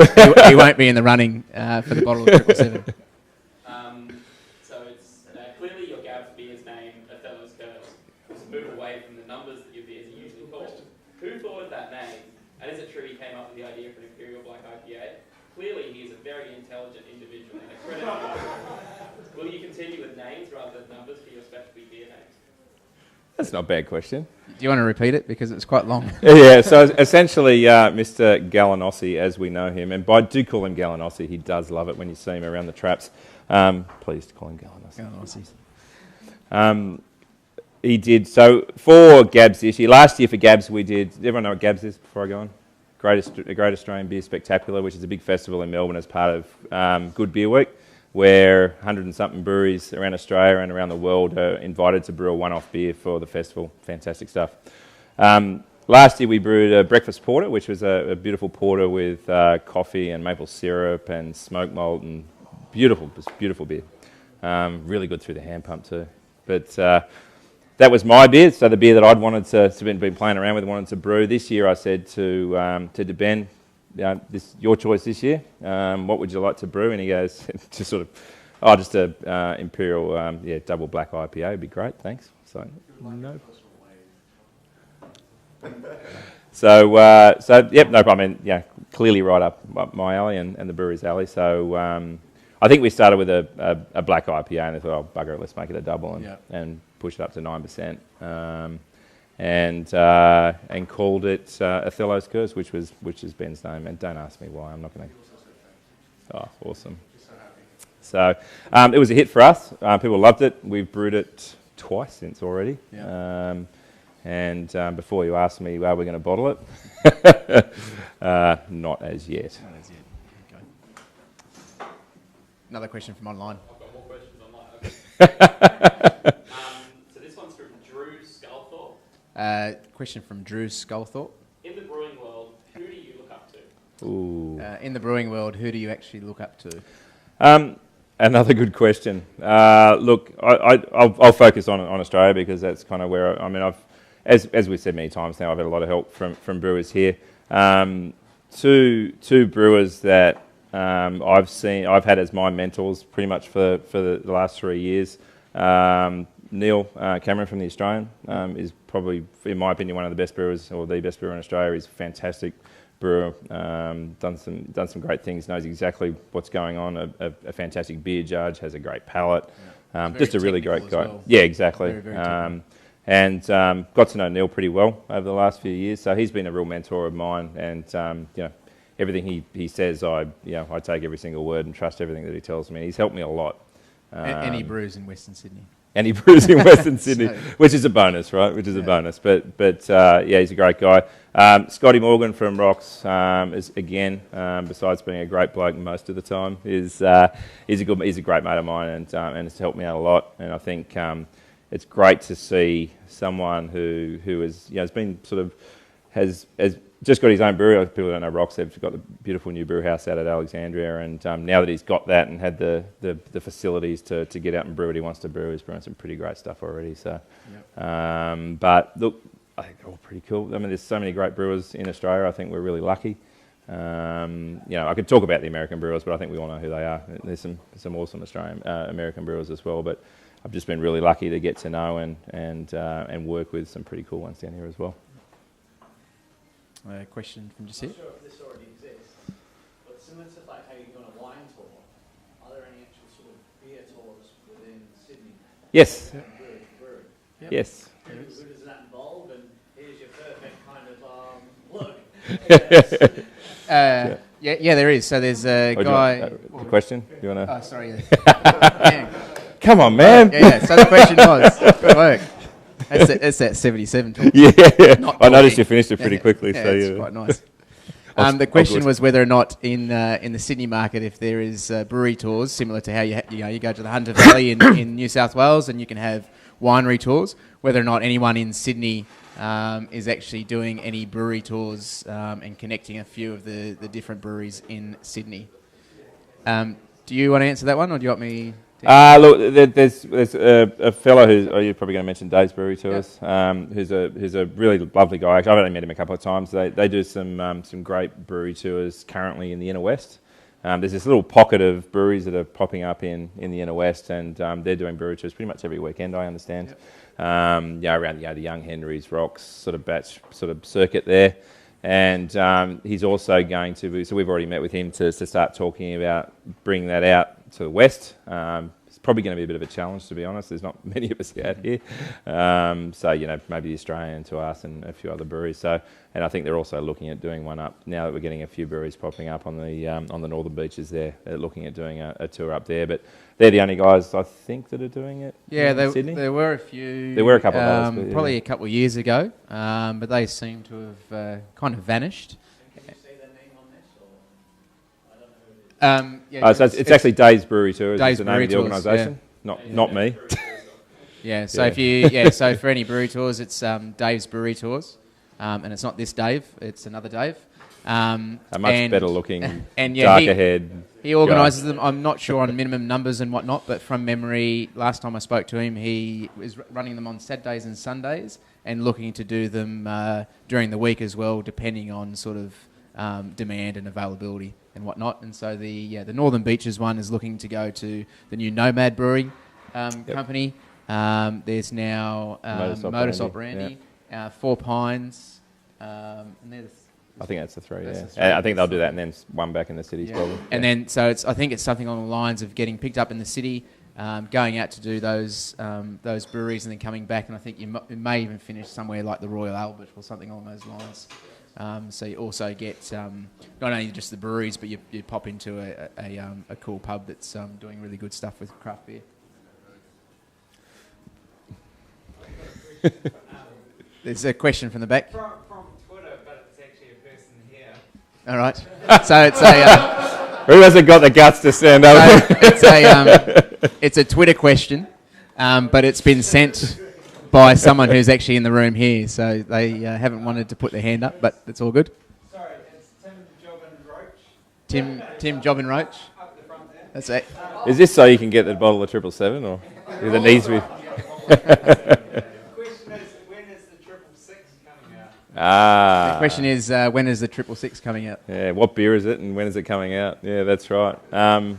Look, we've dabbled with the idea of tripling many of our beers, to be honest. So I think, I'm not saying I'm going to brew this, but certainly the The 444 is something that's annoying, not annoying in a good way, sort of a little voice sort of sitting back here and saying, you got to do the 444, you got to do the 444, and pretty sure you've hassled me about that as well.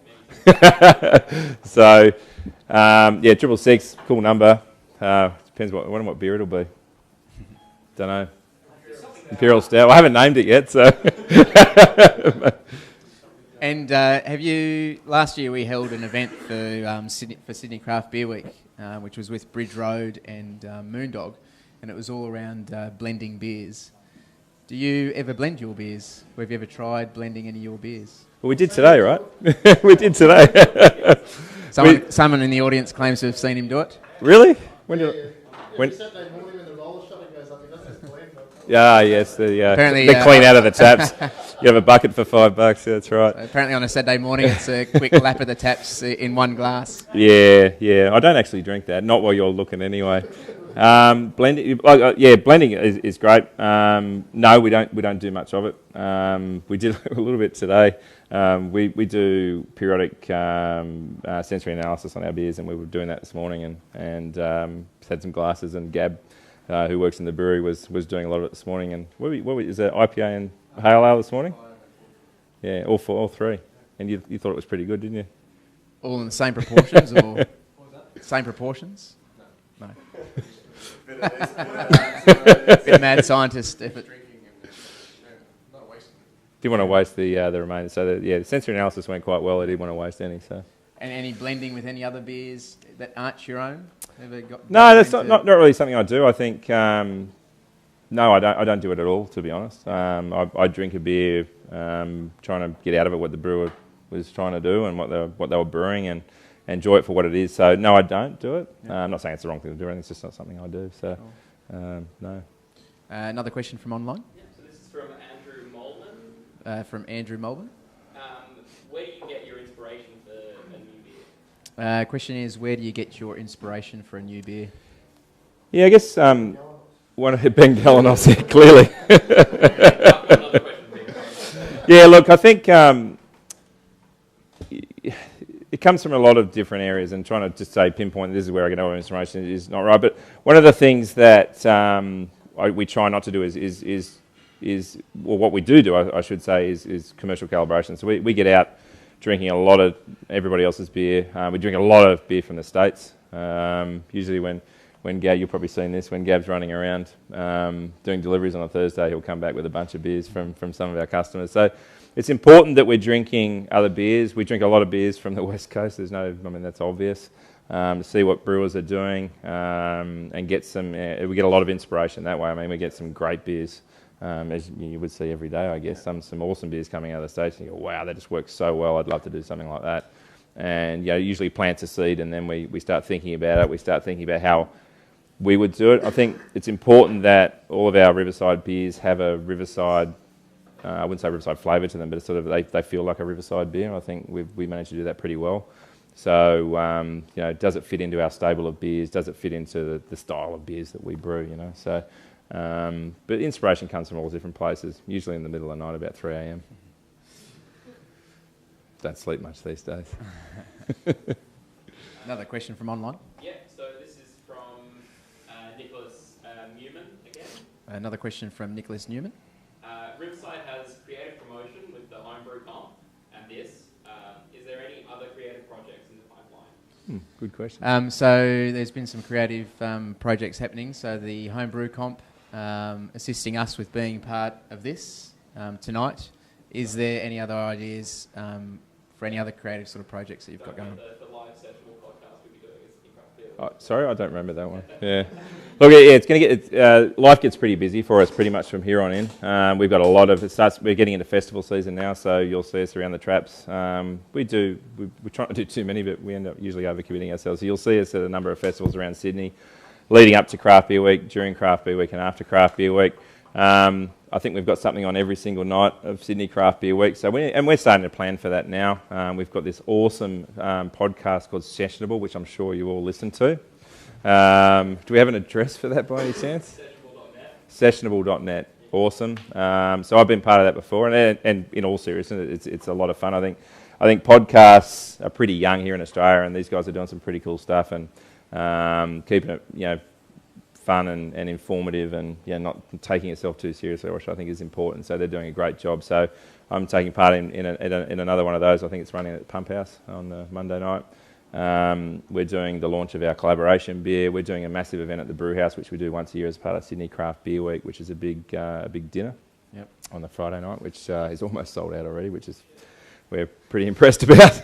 But last year was a great event. This year I'm sure it'll be even better. So we're already planning those things. So that's as well as brewing beer and thinking about seasonal brews and all that kind of stuff. And so we're pretty much that'll take us through to November, December. It's going to be Christmas and January. Maybe I could even have a couple of days off.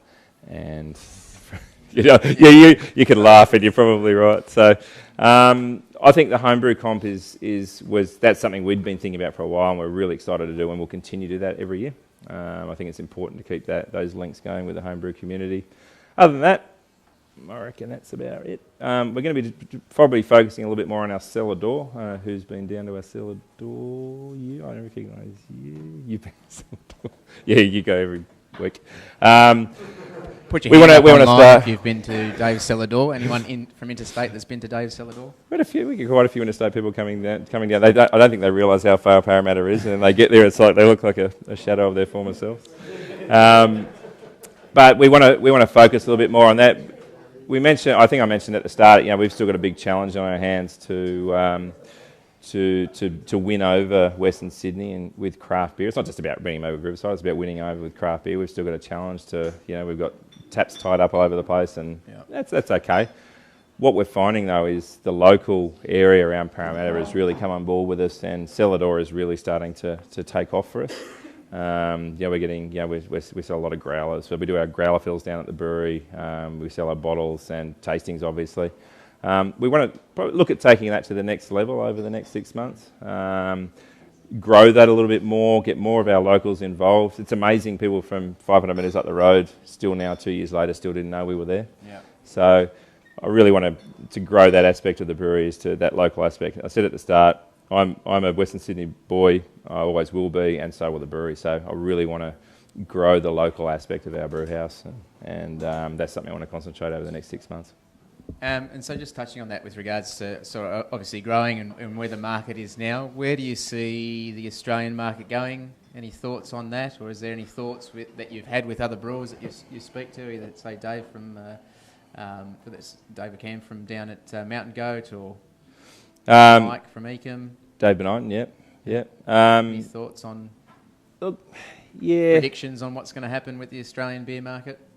I think there's plenty of room for more brewers. There's no doubt about that, and more breweries. I think we've got a number of contract brewers that are, which is a fantastic way to start. I'd like to see some of those move into getting some more breweries. I think we're moving to that point now where into the neighbourhood brewery. I mean, you look at all the new breweries that are popping up with cellar doors. They're incredibly popular. They're becoming particularly the inner west is people are loving going down to the brew house, having a beer, and it's part of their local community. I think that's really taking off. So I'd like to see some, particularly in Sydney, to get somewhere like Melbourne, like WA, where we've got a lot more local breweries in different areas around Sydney. Hopefully not all in the inner west, maybe some more. Or in Newtown. No, not too many more out here, if that's okay. But like to see that happen. We're starting to see some more down south opening up now as well. That's great.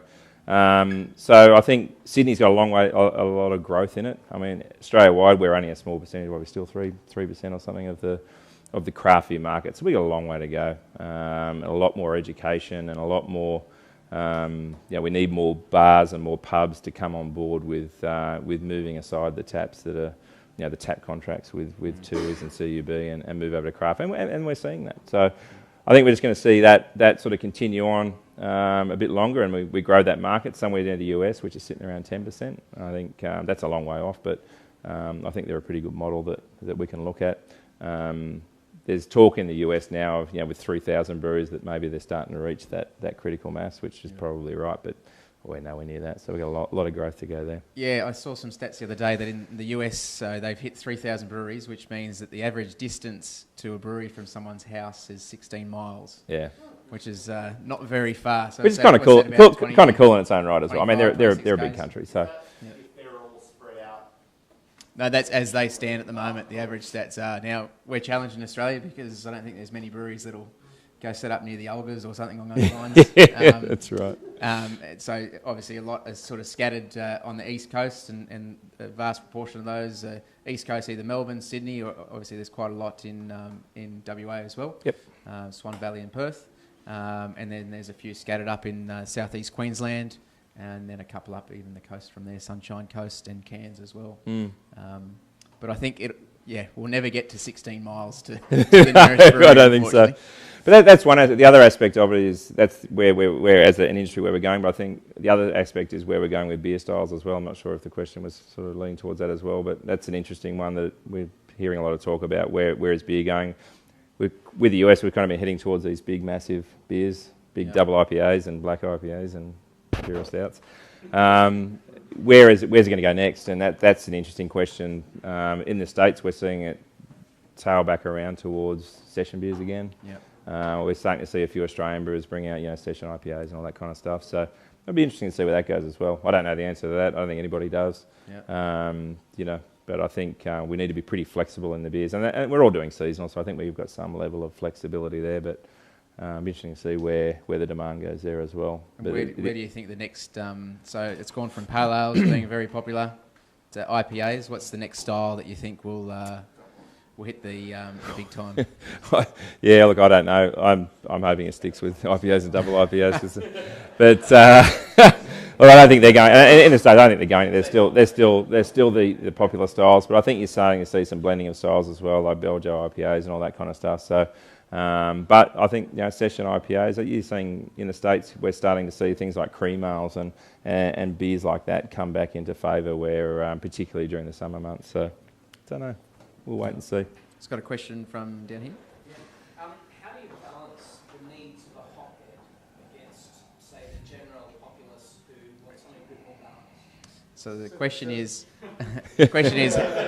how do you balance the needs? How do you balance the needs in the markets to satisfy the hopheads, as well as satisfying those people who may not necessarily be after a big sort of hot punch in the face? Yeah, look, I think that's why we have 6 beers, right? We don't brew 6 beers, with the view that everyone's going to love every single one of those 6 beers the same. I think, and everybody who comes in loves something different. I've got people who love the porter, the English style porter, robust porter, and not really a hoppy kind of guy. But we have our session beers. I think they're important, particularly in an area where we're still growing that sort of craft segment out at Western Sydney. We've still got a long way to go. So session beers are very important. So our summer ale and our golden ale are critical to our local market here. But even out in the general populace, they're still some of our best sellers. So. At the end of the day, I don't think there's any one beer that satisfies everybody is the answer. 77's getting close because we sell a lot of it, but at the end of the day, it is going to be too big for some people, and I understand that, and that's why we've got pale ales, we've got summer ales, and something for everybody. And we usually find people 2 or 3 beers that are really for them, and the others, they're great, but I'll focus on those ones. So no 10 IBU lager to be released by Riverside. That's the Gabs beer, isn't it? That's the collab, craft beer. We're just going to move on to the next beer. So the next beer is the 88 Porter. And while those beers are sort of being poured around here, and while you pour them at home, I'll just take another question from here. Okay. Forgotten the question here, am I right? So we'll go back to online where we seem to have an abundance of questions. Sure. So, the first one is: do you believe this is from Philip Kine? So, a question from Philip Kine. Do you believe that you've already dialed the hops up to maximum, or is there something you would like to brew that takes them to an uncharted extreme level? Wow. So the question is: do you think you've already dialed up hops to the maximum, or do you think there's something else you could do to dial them up to the extreme maximum? Yeah. Look, we're certainly not at the maximum. Do we plan on going harder? That is the question. Don't know yet. Look, the double IPA, whilst being a very big beer, is not certainly nowhere near the maximum. We've seen a lot of triple IPAs come out. There's a couple in Australia. I know Doc did a collaboration recently. I can't remember who it's with. Do you remember? 6 Point, which was a triple IPA. It's a quadruple IPA. God, don't cut it short. So, a beer like that is obviously a lot hoppier, it's a lot bigger, so there's still a lot of scope to go a lot further than we have. The question, probably a more relevant question for me, is whether my brew house would would handle any more hops, and the answer is probably not in the configuration that it is now. Yeah. We really stretch our brew house when we brew the double IPA. It's a very old brewery. It's a brewery designed to brew low IBU beers, so we really...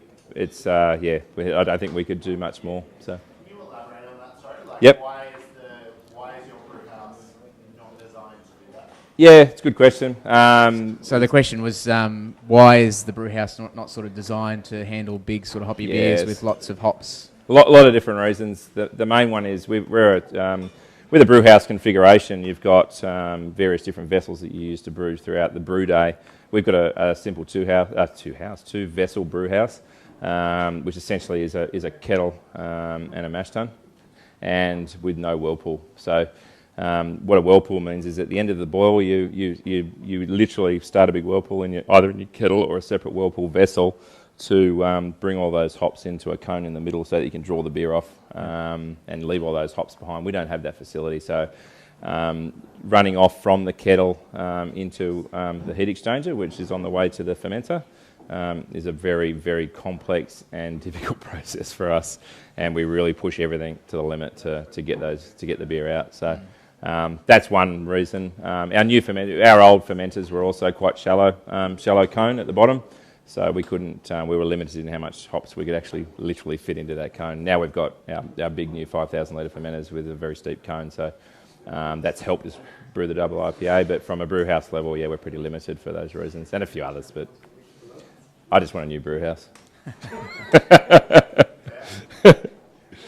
So the 88 Porter, the last beer we'll have tonight. So obviously the darkest of the beers that we're going to be sampling tonight. Tell us a bit about this beer, what inspired it, the naming, flavours, tastes, aromas. Haven't had the 88 for a while. I thought I'd have some to reacquaint myself. Look, the porter. The porter for me is a style. Whilst there's a clear slant and my what I love IPAs and so on and so forth, I've also always loved a good robust porter. This one sits probably on the higher end of that scale as well. It's a 6%. Some robust, a lot of porters are a little bit less. Packed full of those malts. Remember when we were back at the Amber Ale, we were talking about some of those roasty malts that we use in there in very small amounts.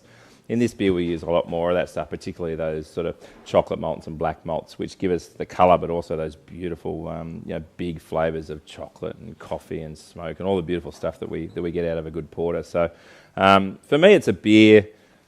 I certainly don't start the night on a porter. Sometimes I do, but usually it's sort of Just straight to the Russian Imperial. Unless it's a Russian Imperial Stout.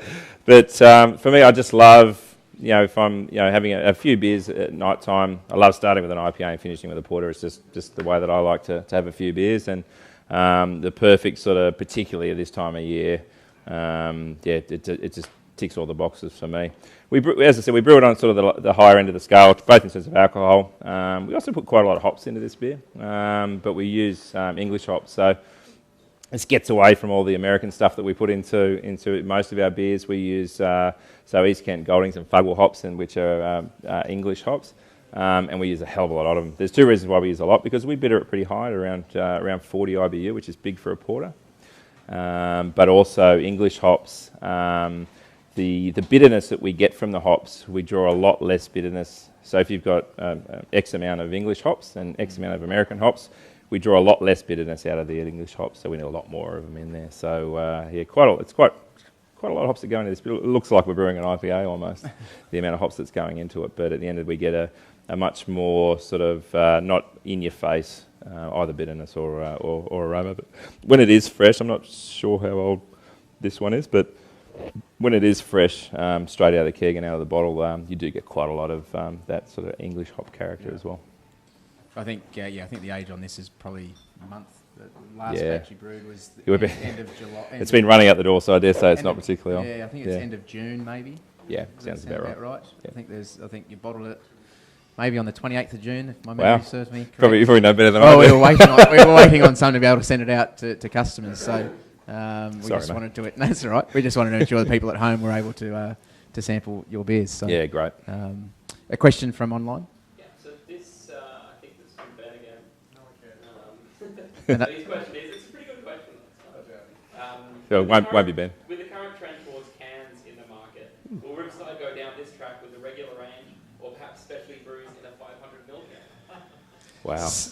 So the question was around cans. So there's been quite a growth in popularity of beers being produced and put in packaged product of cans, Yep. or tinnies as they're referred to. What's that? And the question is whether or not any of the core range of Riverside will ever see the inside of a can, or would you consider putting any seasonals in a larger 500ml can? Yeah, sounds like a Ben question. Look, as a hardcore craft beer lover, I love cans, and there's good reasons why we want to put them in cans. They're a more appropriate. We won't get too much, but it's a much more appropriate vessel for craft, particularly hoppy styles. At the end of the day, I feel that in a can it will go out to the end consumer as a better product for various reasons. Do I want to put my beer into cans? Personally, yeah. For those reasons. Do I think the brewery or the market is ready for it? Maybe not just yet. Yeah. And I just paid an exorbitant amount of money for a bottling line a year ago. would you get an Italian-made canning line?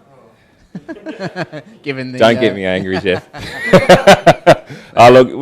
Look. I don't think there's anyone in the world that says, you know what, I really love my bottling line. It's great. Yeah. That doesn't exist. Yeah. I came to the conclusion pretty early that the problems that anyone, but particularly us, had with our bottling line was not so much the bottling line, but more the people running it and learning the system and what to do, what not to do.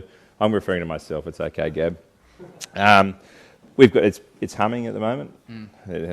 I shouldn't have said that because we're bottling tomorrow, and we'll probably all turn to shit. But anyway, so look, back to the question. Cans, I think they're fantastic, and I think we're pretty close. I think people are starting to accept them. You can probably answer this question better than I can, but I think people are starting to understand why they're better, and then at the end of the day, we're not drinking from the glass or the can. We're pouring into the bottle or the can.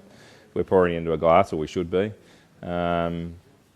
So it's really just a vessel to get from the brewery to the consumer, and in my opinion, a can is much better than a bottle for that. Yeah, I think a lot of sort of misconceptions or thoughts with cans is people say, it's going to taste like aluminium, or it's going to be a bit tinny tasting or metallic, or it's going to leach the plastics from the inside of the linings. The reality is that there's quite a lot of R&D that's been put into actually developing the packaging to make it sort of ideal for to have beer in it.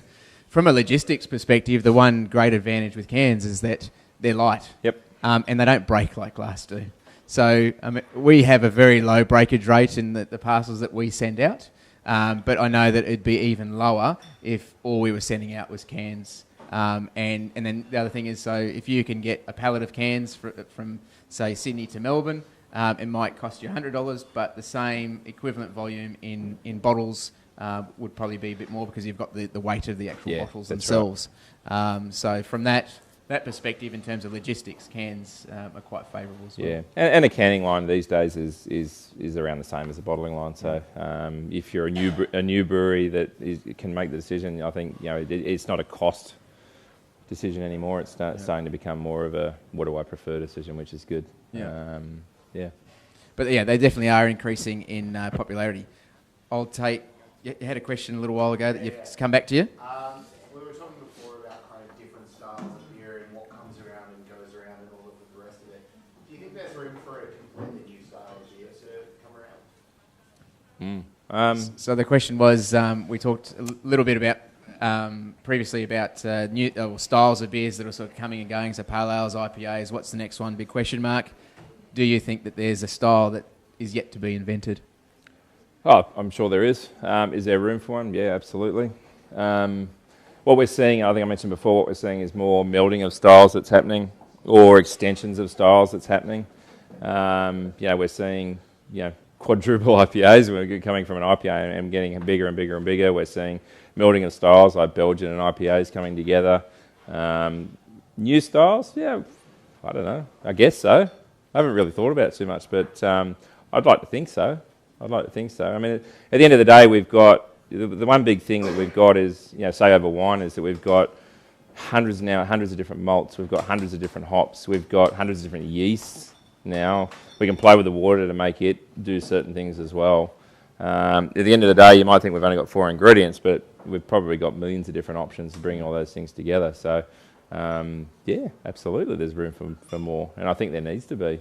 Whether or not that's a melding of different styles, extensions of existing ones, or brand new ones, I think there's always room.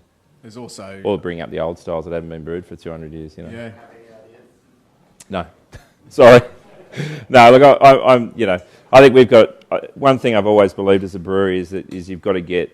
Before you start heading down a really obscure path, you've got to get your basics right first. And I'll be the first one to say that, we're brewing great beers and people are loving them. I love my beers, but... we've got to get things right, brew all the beers we want to brew first, and then we'll start thinking about going obscure. And just a question down here. Yeah, so go back to the cans and versus bottles. So there obviously are other breweries that there's beer made in sort of like metallic canisters, if you like. And when we drink it, the product comes from a keg, which is metal. So when we drink it, the only thing is the lips is touching the metal from a can. So Pour it in a glass. yeah, pour it in glass. Apparently it's all magically, it's all different all of a sudden. And apparently there are other breweries that do make beer in a bottle, and make beer in a bottle, put beer in a bottle, and they also put it in cans, but they remarket it as another name. Is that something that you could do to sort of help your pledge, if you like? Yeah, look, sorry, do you want to repeat the question? So, yeah, it's a long question.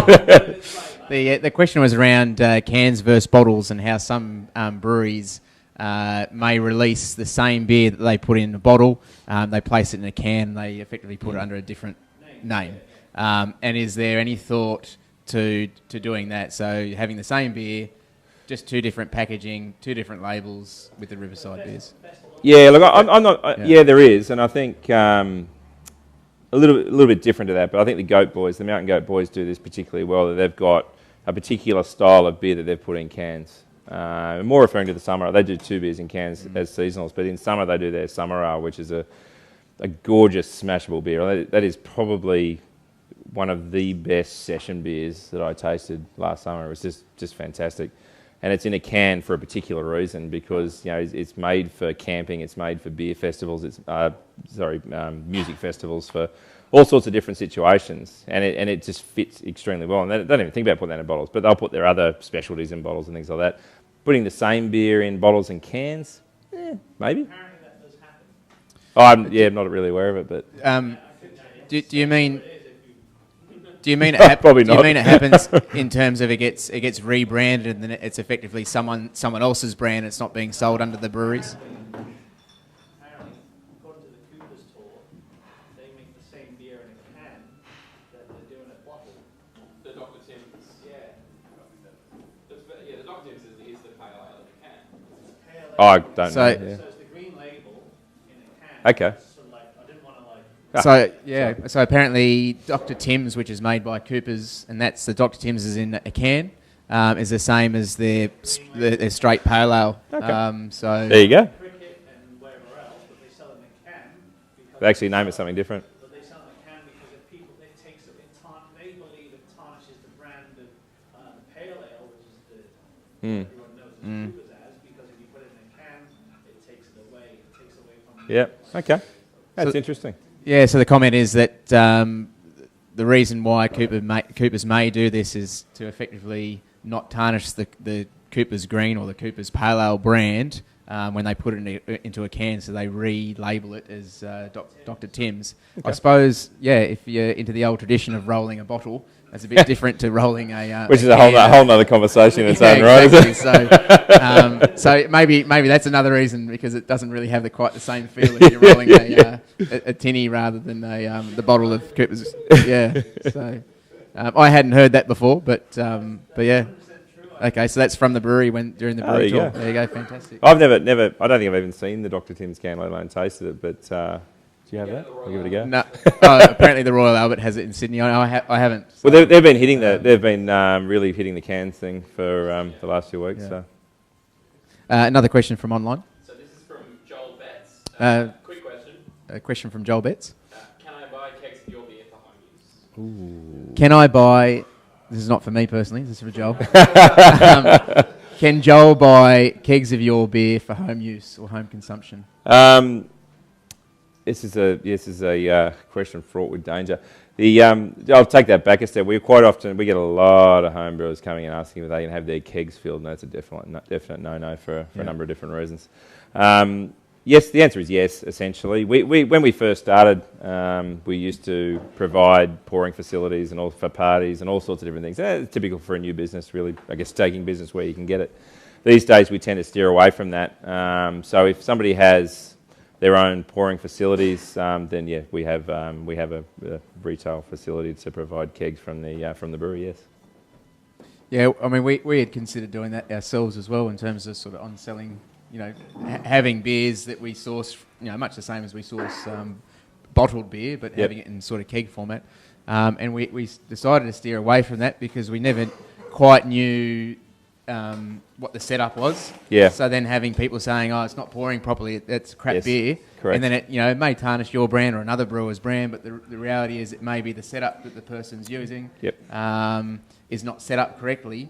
And just trying to avoid the hassles of that. And to be honest, we have the same challenge with pubs as well. I mean, if you've got a pub and thank goodness we don't have many of these at all these days, but if you've got a pub that has dirty lines or not the best pouring facilities or even staff that are not able to explain what your beer is, can be an issue. So not too dissimilar, but at the end of the day, we find it works. If somebody has a keg set up that they know well enough, then it tends to work out pretty well. So yes. Just a question from over here. Yeah, really enjoying the sport here. Oh, thank you. There's a couple of pubs, but I'm a relatively new home brewer, and my next brew is going to be a porter. Can you give me any tips on what, from a basic porter to a really good porter, what's the difference in grain billing? Ooh. So the question Without is giving everything away. The question is around how do you go from brewing a good porter to a really, really good porter? Yep. And what is it in the grain bill that a home brewer should be looking for to get to that next stage of making a really good porter? To be honest, and I think it's professional as well as so professional as well as home brewing is probably take a step back from it. I think grain bills, whilst it's relatively complex, they're pretty standard throughout, and I think you can, most of the usual places that will give you a grain bill will be pretty similar, and the hops for that matter as well. I think yeast selection for porter is very important. So I don't know, are you doing all grain or are you doing so you're using proper yeast? I take it, and this dry yeast is fine, but proper yeast selection is important. Some people still use American yeast for their porters, but I think a good English yeast is I think you need some esters from the yeast. I'm going to get a little bit technical here, but with an American yeast that we use for most of our beers, put the porter aside, it's a very neutral yeast. So we're relying on the flavours from the malt and the hops to shine through and give us most of the flavours that we're getting. With an English yeast and porters and ESBs and all those English styles, we actually get some flavours from the yeast as well. And I think it's important that the right yeast selection. It's important that we get some of those esters, and then additional to that, temperature control is paramount. So ensuring that you've got a nice constant temperature through fermentation to ensure those esters don't get out of control, essentially. So I ferment pretty cool on sort of around 16, 17 degrees on a good English yeast, which really, for me, makes the difference between a good and an average porter.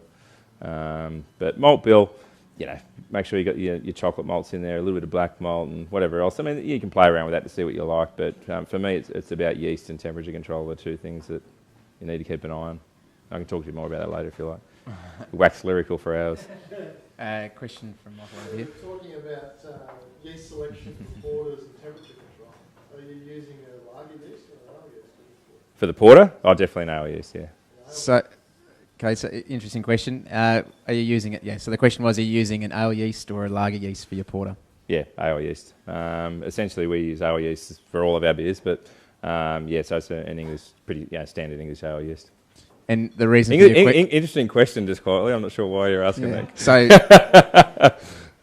well, we had a conversation a bit earlier about porter and porters and whether they use ale or lager yeasts. Okay. And so Michael was saying, Michael's a gentleman in the audience here.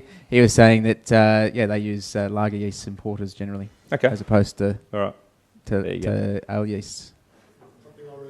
Yeah, so it was something that was new to me as well. Yeah, and me. So I mean, I've bred a lot of porter over the years, and it's always for me has been an English ale yeast. Yeah, which was always not necessarily English, but my understanding was it was always an ale yeast as well. So. Which I thought that was a pretty good question. I'll consider it. Question from online. So this one is from Andrew Forrester. A question from Andrew Forrester. Do you think that the craft beer scene in New Zealand has had much of an impact on Australia? Do you think the New Zealand craft beer scene has had much of an impact on the Australian craft beer scene in the last little while? Yes. It's a fantastic... I'm actually heading over to Beervana this weekend. Make you all Tough jealous. gig. Yeah. I get to go out a lot and not. So anyway, Beervana is the sort of premier beer festival in New Zealand, which is this weekend, which very much looking forward to. I think they're brewing some fantastic beers. Wellington, where the festival is being held, is just a fantastic place for craft beer. And per capita, I mean, it's only a small town, but there's that many great breweries. It's a what? A city, kinda. And they're all generally speaking, brewing some pretty fantastic beer. I think, have they had much impact on what we're doing here? I think people I've always held breweries, or brewers I should say, they don't brew, but brewers like Epic in high regard, people like 8 Wide, Soren from 8 Wide, brewing some pretty bloody outstanding beers for quite a few years now, and probably when they started brewing, there was, for the first couple of years they were brewing, it was pretty early days, particularly here in Sydney anyway for us. But I think they've probably had an impact more so introducing New Zealand hops to the world. I think New Zealand hops are in very high demand now here, both here in Australia and in the US, and so much so that we pretty much run out of them through the season. We spoke about American hops and hop shortages. We tend to get our way through, but New Zealand hops run out. They're hard to get. With the main styles probably being Motueka and... Yeah, Rawaka and a couple of others. So, I mean, I don't personally don't use them in any of my commercial brews, but...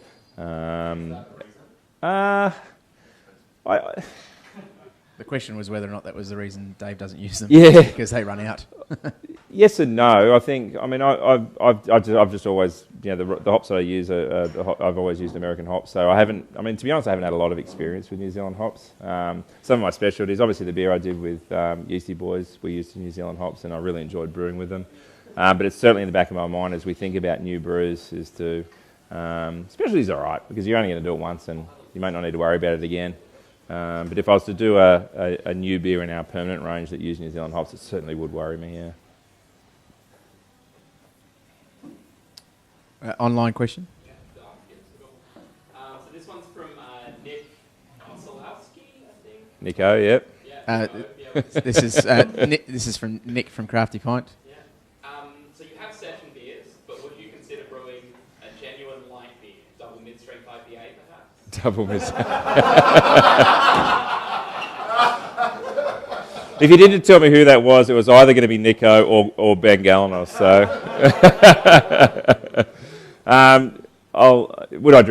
would I brew a lighter than my summer ale's 4.6%? Not really. It's not. At the end of the day, without being too self-indulgent, I like to brew the beers that I like to drink. Do I want to drink anything less than 4.6? Not really. Another online question, fire away. So this is from Paul Clark. Question from Paul Clark. So much like how chefs have a distaste for critics, do over-opinionated and undereducated beer bloggers / beer critics give you the shits? Oh, talking of Nick. No, sorry.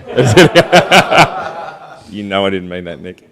So The question was whether or not critical beer bloggers give you the shits. I'm Undereducated beer bloggers, sorry. Nah, My look, I apologies. think we've been incredibly lucky that we haven't. We hopefully might change tonight, but we don't get too much negative press, and whether that be from the press or the bloggers, we tend to get pretty good words from all of them. So, look, I think it's an important part of the new world, whether it be brewing or anything else, is social media. It certainly makes life a little bit nervous every now and then, particularly if I'm bringing out a new beer, whether it be a specialty, whether it be the 777, I do get nervous because if you do something, whether the beer's not up to scratch with the rest of my range or whatever, we're all going to hear about it. Yeah. So these things make me a little bit nervous, but I think I think it's a healthy part of the industry. Doesn't bother me. So how do you feel when you get a rating on Untapped? So Untapped is a mobile phone app that is just centric around beer. Any beer in the world, you can pretty much untap any beer. How do you feel when you get, say, a 2.5 or a 3 on Untapped? Oh, that doesn't happen. No, it's kidding. Look, it used to be, and I'm waiting for Ben Galanos to get on and mention this, but it used to. I used to be obsessed by Untapped, and watching it and seeing what people are rating, and getting a 1-star rating from somebody saying this tastes like complete arse. I mean, you get that stuff, right? Yeah. And it used to kill me. But you've got to just get over it and move on. Otherwise, it can kill you. It'd be good if Untapped had information as to what that person's favourite beer was. So you can go through and have a look at what they do. Do rate 5 stars, and usually that makes you feel a little bit better about it all. But look, you can't. At the end of the day, we're not brewing just middle of the road beers. So there are going to be people that aren't going to like my beers, and that's fine. Most people do, so that's good. As I said, it used to cut me up a little bit. Yeah. How can you not like my IPA? What are you doing? But Ben's really good at that. He sort of says, mate, sits me down and says, mate, the majority of people do, and that's what it's all about. And Question for Ben on this. So there's a question from Benny online.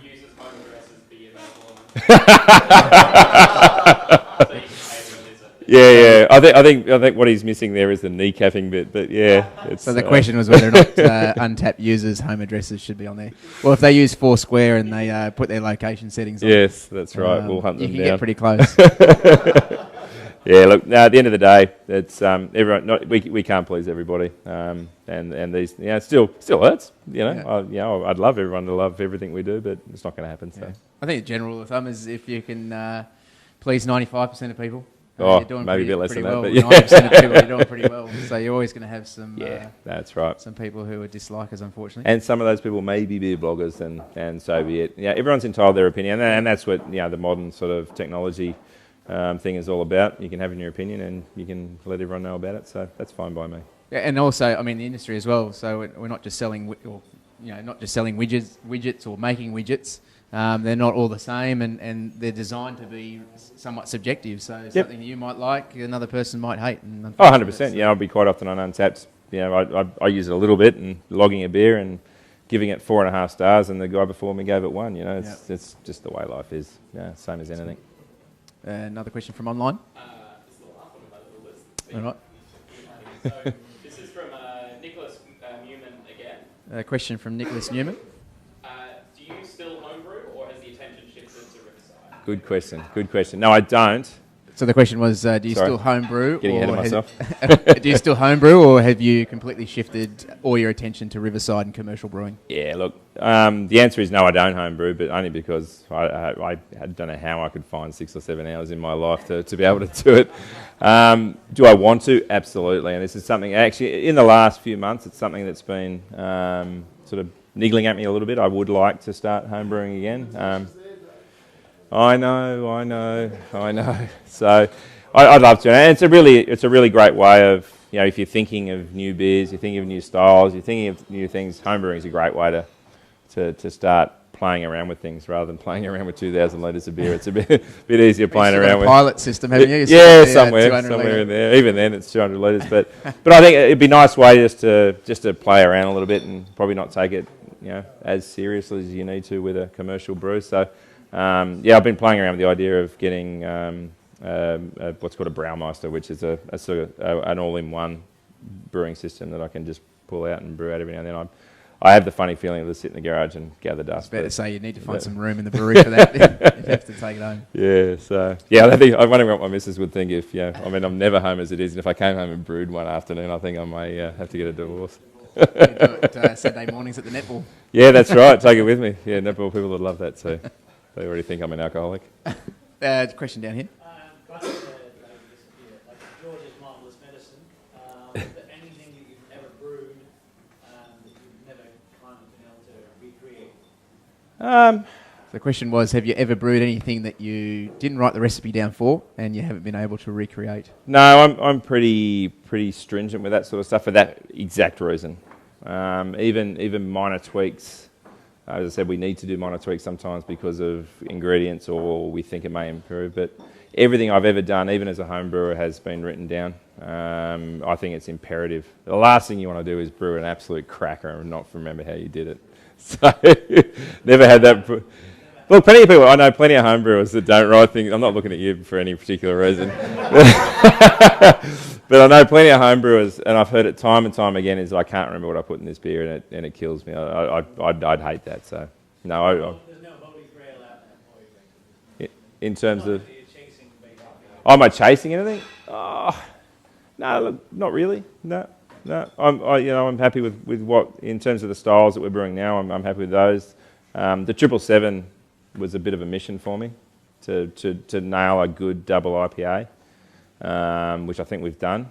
There's a couple more styles that we'll chase, if you like, and try and chase down the best version of it. And we're not going to kid ourselves that we get it every time. The double black IPA we got pretty bloody close, I've got to say. But we did tweak it a couple of times. As I said, we've brewed it 3 times now, and I think we're getting pretty close. I'd like to think that... I'm not going to sit here and say that all my beers are perfect either. They can all do with improvement. I don't think any beer can. So, but you get to a point where I can't change it too much because again, then it's not going to be the beer that people know and love it as. So, I hope that answers your question. Cheers. Question from down the front here. So you've been brewing commercially 2 years. How much at this stage would you say that your beers actually vary batch to batch?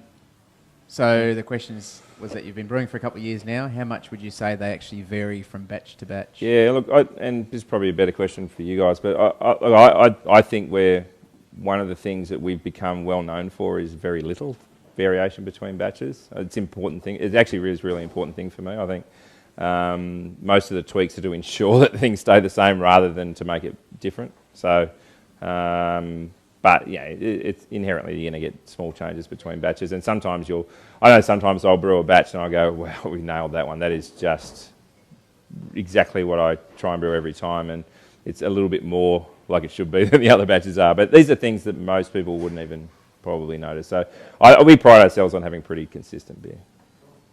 Another question, Danny? Follow on to that is that what sort of things would you do to ensure that? Because surely once it's brewed, it's brewed. Yeah, a lot of it's planning. So what do you do to ensure that the consistency in the beers are there? We get a lot of scientific data on the ingredients that we get. Everything from malt has a whole lot of different criteria to it. Enough that we know that, well, we're going to need a little bit more of that or a little bit less. Hops is the same thing, the amount of alpha acid essentially, which we use for bitterness and so on and so forth. We have all those figures, so we can account for that. A little bit of experience, a bit around, you might get a hop at the start of the season that is X, and by the end of the season it's lost a lot of its potency. So there's ways that you can try and calculate, I need more of that hop now because it's 10 months old and is losing a bit of its zing, so I need to add more to it. That's just a bit of experience as well. And again, these are things that I with other brewers and suppliers of the hops that we talk to all the time to try and get some information. So it all comes down to planning at the end of the day, because you're right. Dry hopping has got a little more flexibility because if we double dry hop a beer and we're tasting it towards the end of the end of fermentation, we say, oh, it's just missing a little bit more. We can add a little bit more. Can't take it away, but but essentially it's about planning. Sure. is there a question? Yeah, you mentioned, well back when, that the big breweries, your Tui's and your Carlton, they really nail exactly the same every time. Is that just a lot of preservatives or? Oh, look. So the question is, how do you think Tui's and or Lion and CUB keep their consistency? Is a lot of preservatives in their beer, or as some beer writers talk about, maybe it's the fifth ingredient, thyme? Well, they do it quite quickly, but look, I don't know the answer, and I it's a bit of a mystery to me. I'm not going to kid, I'm not going to tell you that I know their entire brewing process and how they do everything. I don't think it's preservatives for me is, if they are using it, and a lot of them claim that they aren't these days, but if they are using them, I think it's about keeping the beer the same, so it doesn't, when it first comes out and 2 months later it still tastes the same, not so much how it tastes, if that makes sense. But they've got processes. I know they use a lot of, for hops, for instance, they're using a lot of extracts which are a lot more exact than using, green hops like we do. Even though we're using pelletized hops predominantly in our brews, it's still a little bit variable as opposed to using an extract, which you know exactly how much you've got to put in.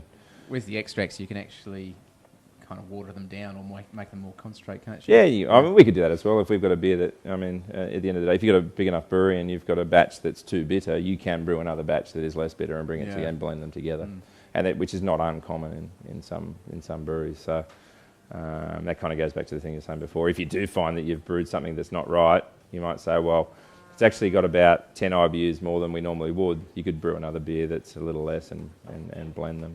And breweries do that. A question from online? So this is, again, from Nicholas Newman. So a question from Nicholas Newman. What is your dream for Riverside in the future? Wow. What is your dream for Riverside in the future? I'm not going to say that I want to, take over the world and be the biggest brewery in Australia and blah, blah, blah. But it's, for me, I just want to, we do want to grow the business, there's no doubt about that. I want to get it to a point where we are a little bit bigger. I have a vision of a brewery where I have a nice new shiny brew house, and we're probably, maybe twice as big as we are now. We have a little bit more distribution around Australia. But at the end of the day, I still want to be going to work every day and brewing these beers. I mean, that's as far ahead as I can see at this point in time. You always get asked, and then we all get asked the same question. What if Lion walked over and offered you $20 million for your brewery? What would you do? We'll worry about that. Sell the stainless steel. That'd be kind of sell the brew house and buy another one. But look, at this point in time, it's not too dissimilar to the way it is now. Just a little bit bigger, a little bit more distribution, not having to worry about running out of IPA next week, which I haven't told you about yet. And all the it'd be nice to be able to have a nice new bottling line that we've got lots of stock. We've got stock on hand, and we're picking stock every week. And these are things that just means we're a little bit bigger, a little bit more mature. Look, I've got a lot to learn as a brewer. As you said, I've only been professionally brewing for 2 years. I've got a long way to go. I've got a lot to learn.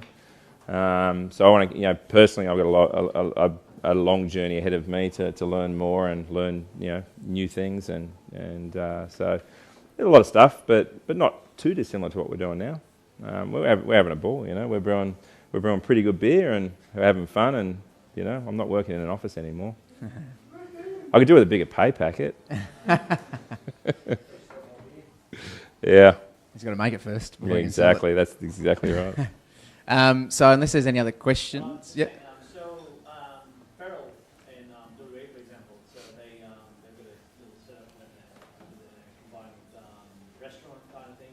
Yep. And I think I heard you talk about that earlier.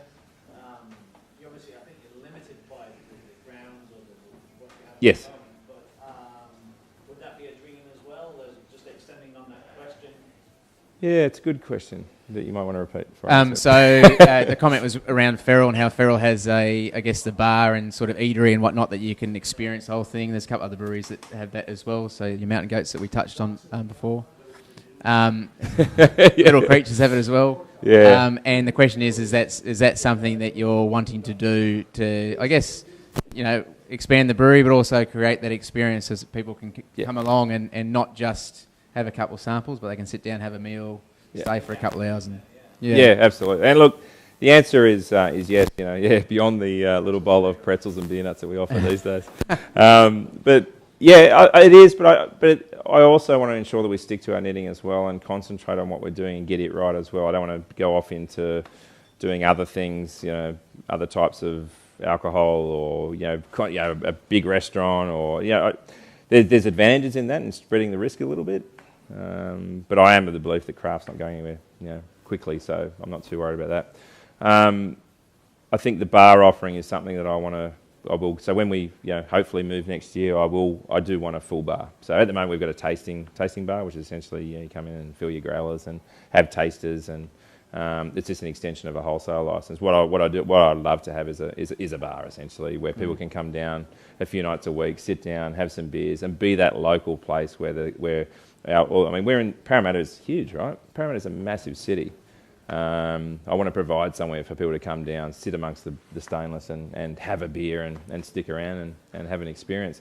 That may mean a little bit more food offering and stuff like that as well, maybe some simple food offerings. But at the end of the day, we are a brewery, and I want to continue to be a brewery. So it's just to be in addition to that. Apparently more people go to Parramatta than Sydney CBD on the weekends. In Parramatta, it won't be Parramatta City. Parramatta. Yeah. Yeah, look, it is, and Parramatta is really starting to mature, finally. It's taken a while, let me tell you. I've been there for 40-something years. It's really starting to mature. We've got some of the best restaurants in Sydney. We've now got some of the best coffee shops in Sydney. We're going to have some of the best small bars in Sydney. We sort of see out, you guys are nodding, you're obviously from Parramatta, right? No? You just... So it's really, and so are we, right? And we're seeing Parramatta mature.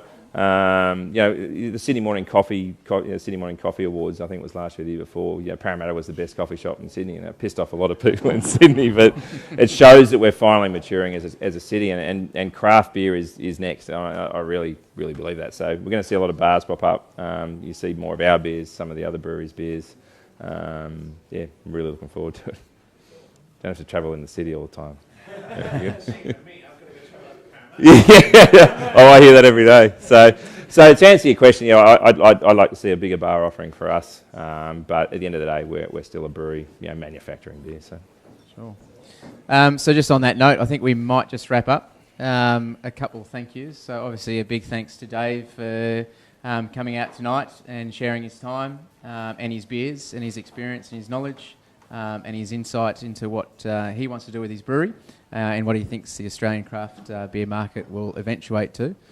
A big thanks to all of you who have come out tonight at Flat Rock, and all of you at home for, I guess, taking a bit of a punt, because it was the first time that we know this has been done. We hope that you've had an enjoyable time. We do ask if you have any feedback, with either positive or negative, in terms of how we can possibly improve it. Maybe we could dye Dave's hair so it's not so grey. You were doing okay until then. You almost made it. There's that 88 that just tipped me over. Yeah. So any feedback that you may have with regards to the session tonight, or how it came across in your part of the country, in your lounge room, would be greatly appreciated. So you can send that to events@beercartel.com.au. I'd also like to thank Carl and the team here at Flat Rock for hosting us and having us here. I think it's been a great venue. So if you were new to Flat Rock, welcome. I hope you had a good experience. If you're interstate and you're needing a craft beer venue next time you visit Sydney, we highly recommend Flat Rock Brew Cafe, where they do make their own beers, as well as having other beers like Mornington Peninsula, as well as Dave's and other Australian craft beers. A thanks to Tom, who's been our tech guy tonight and feeding me the questions from the online participants. Tom hosts a blog called Study in Beer, and also sessionable.net, which we touched on before. And if you had a good time, we will be having another one of these. The next one we're having is for Sydney Craft Beer Week. It'll also be hosted here at Flat Rock Brew Cafe on a Tuesday night, and it'll be with Yeasty Boys from New Zealand. So those are online at the moment for sale through the Sydney Craft Beer Week website. So if you wanted to get on board with those, if you had a good experience, that would be the next one that we have. And we do plan on having a few more of these in the future, because we think it's an interesting way of getting beers and showcasing Australian or international beers into the home, as well as in a venue like this that otherwise wouldn't be able to happen. And if you have any last-minute photos, you can always send them again to Twitter or Facebook. Wearing pants. Wearing pants, please. At Beer Cartel. I'm looking at you, Ben Galanos. At Riverside Brew, and hashtag World First. With regards to the 777 IPA, double IPA, the 2 bottles, we'll go through the questions that we've got on the Q&A platform, plus the ones that were asked here. And Rich will decide on a winner for that, as well as the photos. I haven't seen any photos, so I'm not sure if we want to. Yeah. So we'll have a flick through that. Again, a big thank you, and that's us signing off for Sofa Sessions with Riverside. Thanks, guys.